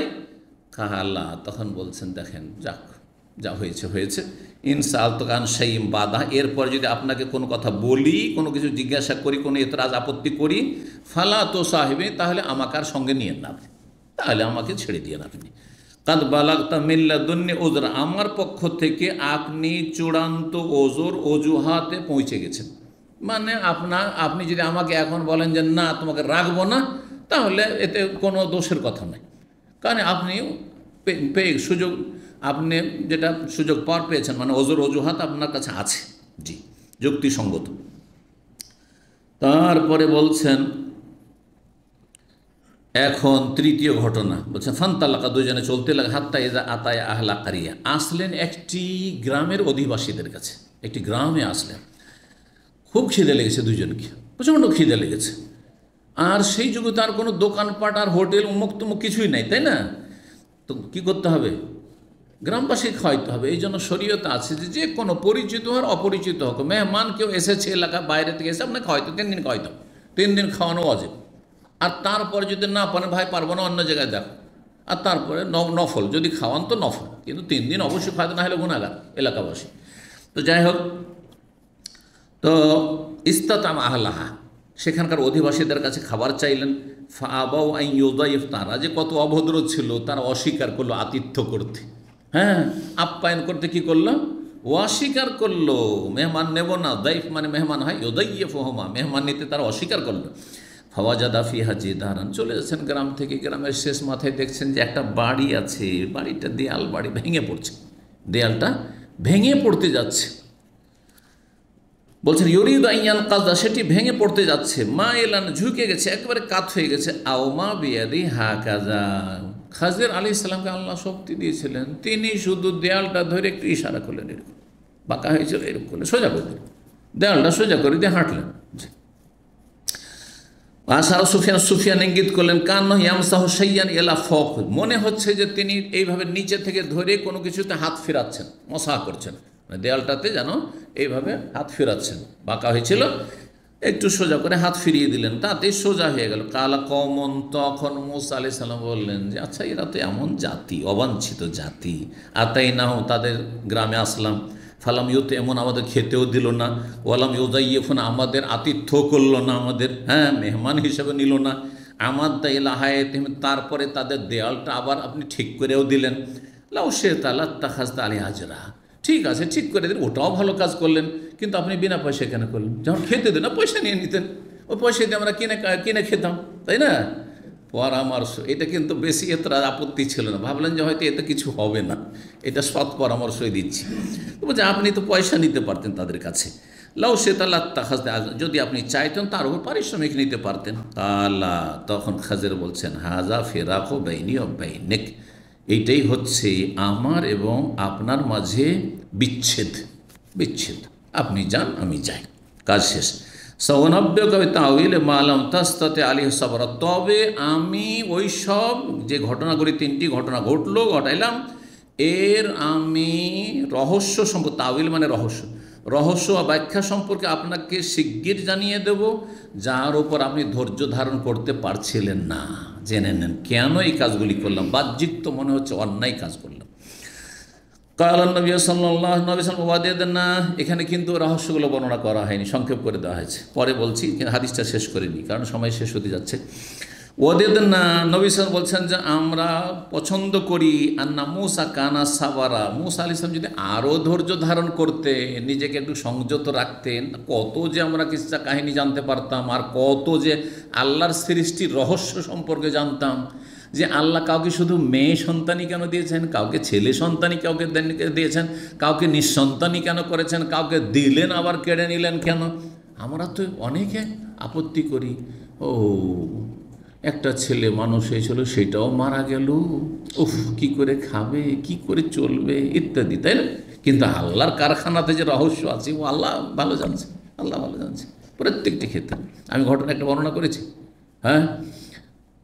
যেই সৌদি আরবের ফ্লাইটটি আপনার আজকে থেকে প্রায় 28-30 বছর আগে ভারতের দিল্লি থেকে উড়ে আসছিল, এই দাহারান এয়ারপোর্ট ছিল তখন, দামাম এই এয়ারপোর্ট ছিল না, দাহারান এয়ারপোর্টের নামে ল্যান্ড করবে, আর ওঠার পরেই কিন্তু সেটা ধ্বংস হয়ে বিধ্বস্ত হয়েছিল, জানেন না? আর সেটি বড় প্লেন ছিল, প্রায় 300 বেশি যাত্রী ছিল। আমি কয়েকদিন আগে সেই ইতিহাসটা পড়লাম আরবিতে, আর তখনই আমি জানছিলাম যে এই দিন ঘটনা ঘটেছে, সেই দিনও শুনেছিলাম। তো যাই হোক 300 বেশি যাত্রী ছিল, কেউ বাঁচেনি। একজন প্যাসেঞ্জার, তার লেট হয়ে গেছে, এসে দেখে যে ডোর ক্লোজ হয়ে গেছে, কত কান্নাকাটি করলো, আমার ভিসা শেষ হয়ে যাবে, আমাকে যেতে দাও, আর বুকিং পাবো না, আমার রোজি শেষ হয়ে যাবে, খুব কান্নাকাটি করলো, কিন্তু অফিসার ছাড়লো না, তাকে আসতে দিল না। সে কান্নাকাটি করে ফেরত যাচ্ছে, এয়ারপোর্টের বাইরে গিয়েছে, আর শুনতে পাচ্ছে যে বিমান বিধ্বস্ত হয়ে সবাই ধ্বংস হয়ে গেছে, সব শেষ হয়ে গেছে। সুবহানাল্লাহ, বলুন তো দেখি, ওই লোকটি যে একটু আগে কান্না করছিল, এখন কি করবে? সে সেজদা শুকরে লুটিয়ে পড়বে না যে আল্লাহ আমার জানটা বেঁচেছে, আমার ভিসা যাক, দুনিয়া যাক, কিন্তু আমি তো বেঁচেছি, বলবে না? ব্যাস, এইভাবে আমাদেরকে যে কোনো কষ্টে সুখে দুঃখে জানতে আল্লাহর কোনো হিকমত আছে। আল্লাহ জালেমকে এত কেন শক্তি দিয়েছেন, এত বড় জালেম, তারপরও কেন এত সুস্থ রেখেছে, আল্লাহ কেন হালাক করেন না আল্লাহ জানেন, ওতে রহস্য আছে, আপনি কি জানেন? জি, তো বলছেন যে তিনি সবুর করতেন, ফাকাসাল্লাহু আলাইহি মিন খাবারিহিমা, তাহলে আল্লাহ আমাদেরকে অনেক তাদের কাহিনী বর্ণনা করতেন। সুফিয়ান বলছেন নবী সাল্লাল্লাহু বললেন ইয়ারহামুল্লাহ মুসা আলাইহিস সালাম আর রহম করুক, লাউ কানা সাবারা, সে যদি আর একটু সবুর করতো, ইয়াকুসু আলাইনা মিন আমরিহিমা, তাহলে তাদের ঘটনা আরও বেশি আমরা জানতে পারতাম। কাল ওয়াকারা ইবনে আব্বাস রাদিয়াল্লাহু তাআলা আনহু পড়েছেন একটি কিরাতে, ওয়াকানা ওয়ারাআহুমের জায়গায় আমামহুম, ওয়াকানা ওয়ারাহুম মালিকুন ইয়াখুযু কুল্লা সাফিনাতিন গাসবা। তাহলে ওই 3টি রহস্য আমরা জানি নাকি? রহস্য কি? প্রথমটি রহস্য ওই যে একটা নতুন নৌকা, আর সেই নৌকাটিকে কি করে দিলেন? ভেঙে দিলেন, একটা অংশ ভেঙে দিলেন। কেন? কারণ যেই দিকে নৌকাটা যাচ্ছে সেদিকে জালেম রাজা আছে, জালেম রাজা এত বড় জালেম, যদি কোনো নতুন নৌকা দেখে তো সেটা কি করে? কেড়ে নেয়। এত অত্যাচারী জালেম রাজা ছিল। তো তো তিনি চিন্তা করলেন যে এরা গরিব মানুষ, আর গরিব মানুষদের নৌকা, সামনে একটু এগিয়ে গেলে তো নৌকাটা কেড়ে নেবে, হ্যাঁ এরা অসহায় হয়ে যাবে, তো নৌকাটাকে এখানে ভেঙে দিই, তাহলে যখন ওই রাজার সেনাবাহিনী দেখবে ওই জালেমগুলো, হ্যাঁ যে নৌকাটা ভাঙা না দরকার নেই, যা বেঁচে যাবে, এইটা একটা। আচ্ছা ওই বাচ্চাটাকে কেন মেরে দিলেন? এই জন্য যে তার বাবা কান আবুহুমা সালিহা, না কি ছিল, হ্যাঁ ওয়াম্মাল গোলামও ফাকানা হ্যাঁ আবাওয়াহু মুমিনাইনি, আল্লাহ বলছেন সূরা কাহফ, আম্মাল গোলামও, সেই বালকটি এমন ছিল যে তার বাবা মা কি ছিল, ঈমানদার, বড়ই পরহেজগার লোক ছিল। ফাখাশিনা আন ইউরহিকাহুমা তুগয়ানা ওয়া কুফরা, এই ছেলেটি যদি বড় হয় তাহলে বাবা মাকে বিভ্রান্ত করে দিবে, খারাপ করে দিবে। অনেক বাবা মা বড়ই সৎ, বড়ই নেক, তাহাজ্জুদ গুজার, ধার্মিক, আল্লাহ একটা পয়সা কারো হারাম খায় না, কিন্তু ছেলে কুখ্যাত হয়েছে, চোর, ডাকাত, সন্ত্রাসী, আর যার ফলে এখন আসামের কাঠগড়ায় বাপকেও যেতে হচ্ছে, মাকেও ধরে নিয়েছে, তাদেরকেও জেল খাটতে হচ্ছে, গোটা গোষ্ঠীকে জেল খাটতে হচ্ছে, তার কারণ হচ্ছে না, হচ্ছে না। তখন বাপ মাকে ধরে ধরে মারছে। তো এই ক্ষেত্রে এই ছেলেটা বড়, এই কুখ্যাতটা বড় না হয়ে যেত, তাকে নাবালক অবস্থা মেরে দেওয়া হয়তো, বাপ মার জন্য কল্যাণকর হইতো না, এইরকমই ঘটনাটা ছিল আসলে। বললেন আল্লাহ রাব্বুল বলছেন যে যদি এই ছেলেটি বেঁচে থাকে তাহলে তার বাপ মাকেও পথভ্রষ্ট করে জাহান্নামী করে দেবে, সে তো জাহান্নামে যাবে, বাপ মাকেও জাহান্নামে নিয়ে যাবে।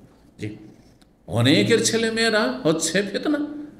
এই ছেলে মেয়ে না থাকলে আপনি হারাম খেতেন না, হয়তো সুদ খেতেন না, বেঈমানি করতেন না, আর হারাম রোজগার করতেন না, সুতরাং তারা আপনার জাহান্নামে যাওয়ার কারণ। জি, ইন্নামা আমওয়ালুকুম ওয়া আওলাদুকুম ফিতনা, ধন সম্পদ ছেলে মেয়ে ফিতনা।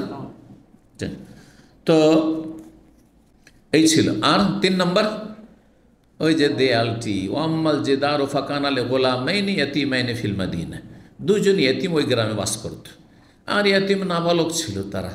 দেয়ালটি যদি ভেঙে পড়ে যেত, ইয়েতিমগুলো অসহায় হয়ে যাবে, কোথায় বাস করবে? আর সেই দেয়ালের নিচে ওর বাবা কি রেখে গেছে, ধন সম্পদ, টাকা পয়সা পুঁতে রেখে গেছে। সেই যুগে ছিল চাঁদি, স্বর্ণের টাকা, রৌপ্য মুদ্রা চাঁদির হইতো। আমরা ছোটোকালে শুনতাম চাঁদির টাকা, হ্যাঁ পাতিল পেয়েছে, হাঁড়ি পেয়েছে, এই পেয়েছে, হ্যাঁ এইসব শুনতাম, কিচ্ছা কাহিনী খুব শুনতাম গ্রামে। তো এই জন্য রাতারাতি বড় লোক হয়েছে। তো যাই হোক, এই এক সময় ব্যাংক তো ছিল না, আমাদের চোখের সামনে প্রথম ব্যাংকগুলি খুললো। আমরা যখন আজকে 50 বছর আগে শুনতাম কোথায় বড় বড় সিটিতে ব্যাংক আছে, ডিস্ট্রিক্ট টাউনে একটা করে ব্যাংক, তাও কেউ জানে না। গ্রাম অঞ্চল লোক কেউ ব্যাংক নামই জানতো না, আর ব্যাংকে কোনো অ্যাকাউন্টও ছিল না, সব চোখের সামনে দেখলো। তাহলে টাকা পয়সা মানুষ রাখতো কোথায়? হ্যাঁ, তো লুকিয়ে রাখতো, অনেকে মাটির তলায় রাখতো, মাটির তলায় পুঁতে রাখতো। তো যাই হোক, এই যে এই দেয়ালের তলায় টাকা আছে, সম্পদ আছে, এরা নাবালক ছেলে, এই অবস্থায় যদি দেয়ালটা ভেঙে পড়ে তখন টাকাগুলো বেরিয়ে যাবে, গ্রামবাসী লুটপাট করে খেয়ে নেবে, তাহলে এদের হক নষ্ট হবে। এরা বড় হয়ে যাবে, আর দেওয়ালটাকে সোজা করে দিলাম। তারপরে এই ছেলেরা যখন বড় হয়ে দেওয়ালটার যখন পুনর্নির্মাণ করবে তখন টাকা পয়সাটা পেয়ে যাবে, তাদের হকে লাগবে। জি, তো এই ছিল। ওয়াকানা ওয়ারাআহুম মালিকুন, এক রাজা তাদের সামনে কিন্তু ওয়ারাআহুম পেছনের কথা রয়েছে কোরআন কারিমে, যেটা প্রসিদ্ধ রেওয়াজ, সেটা পিছনে, আর আমাম মানে তাদের সামনে যেদিকে যাচ্ছেন নৌকাটি, আমামাহু শব্দ ইবনে আব্বাস তেলাওয়াত করেছেন।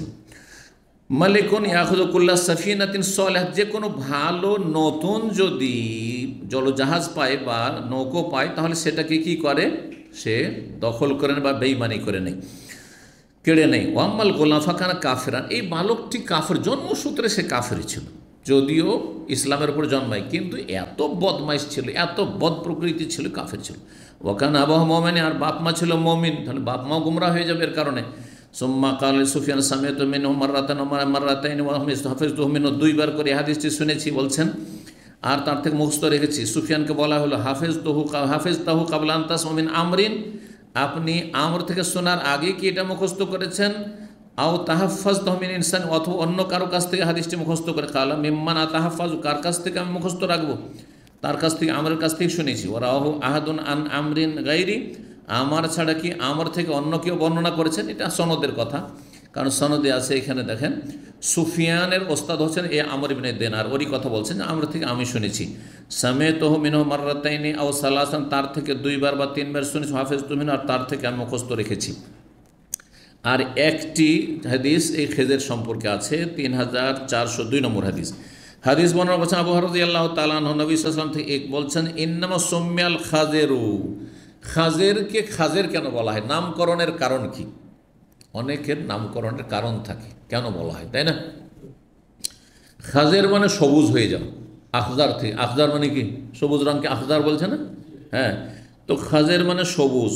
বলছেন খাজেরকে খাজের নামকরণ এই জন্য হয়েছে লিআন্নাহু জালাস আলা ফারওয়াতিন বায়দা, কারণ তিনি বসেছিলেন আলা ফারওয়াতিন। ফারওয়াতুন মানে লতা পাতাবিহীন সাদা জায়গা, সাদা স্থান, সাদা জমি জায়গা, এমন জায়গায় যেখানে কোনো লতা পাতা নেই, ঘাস পাত কিচ্ছু নেই।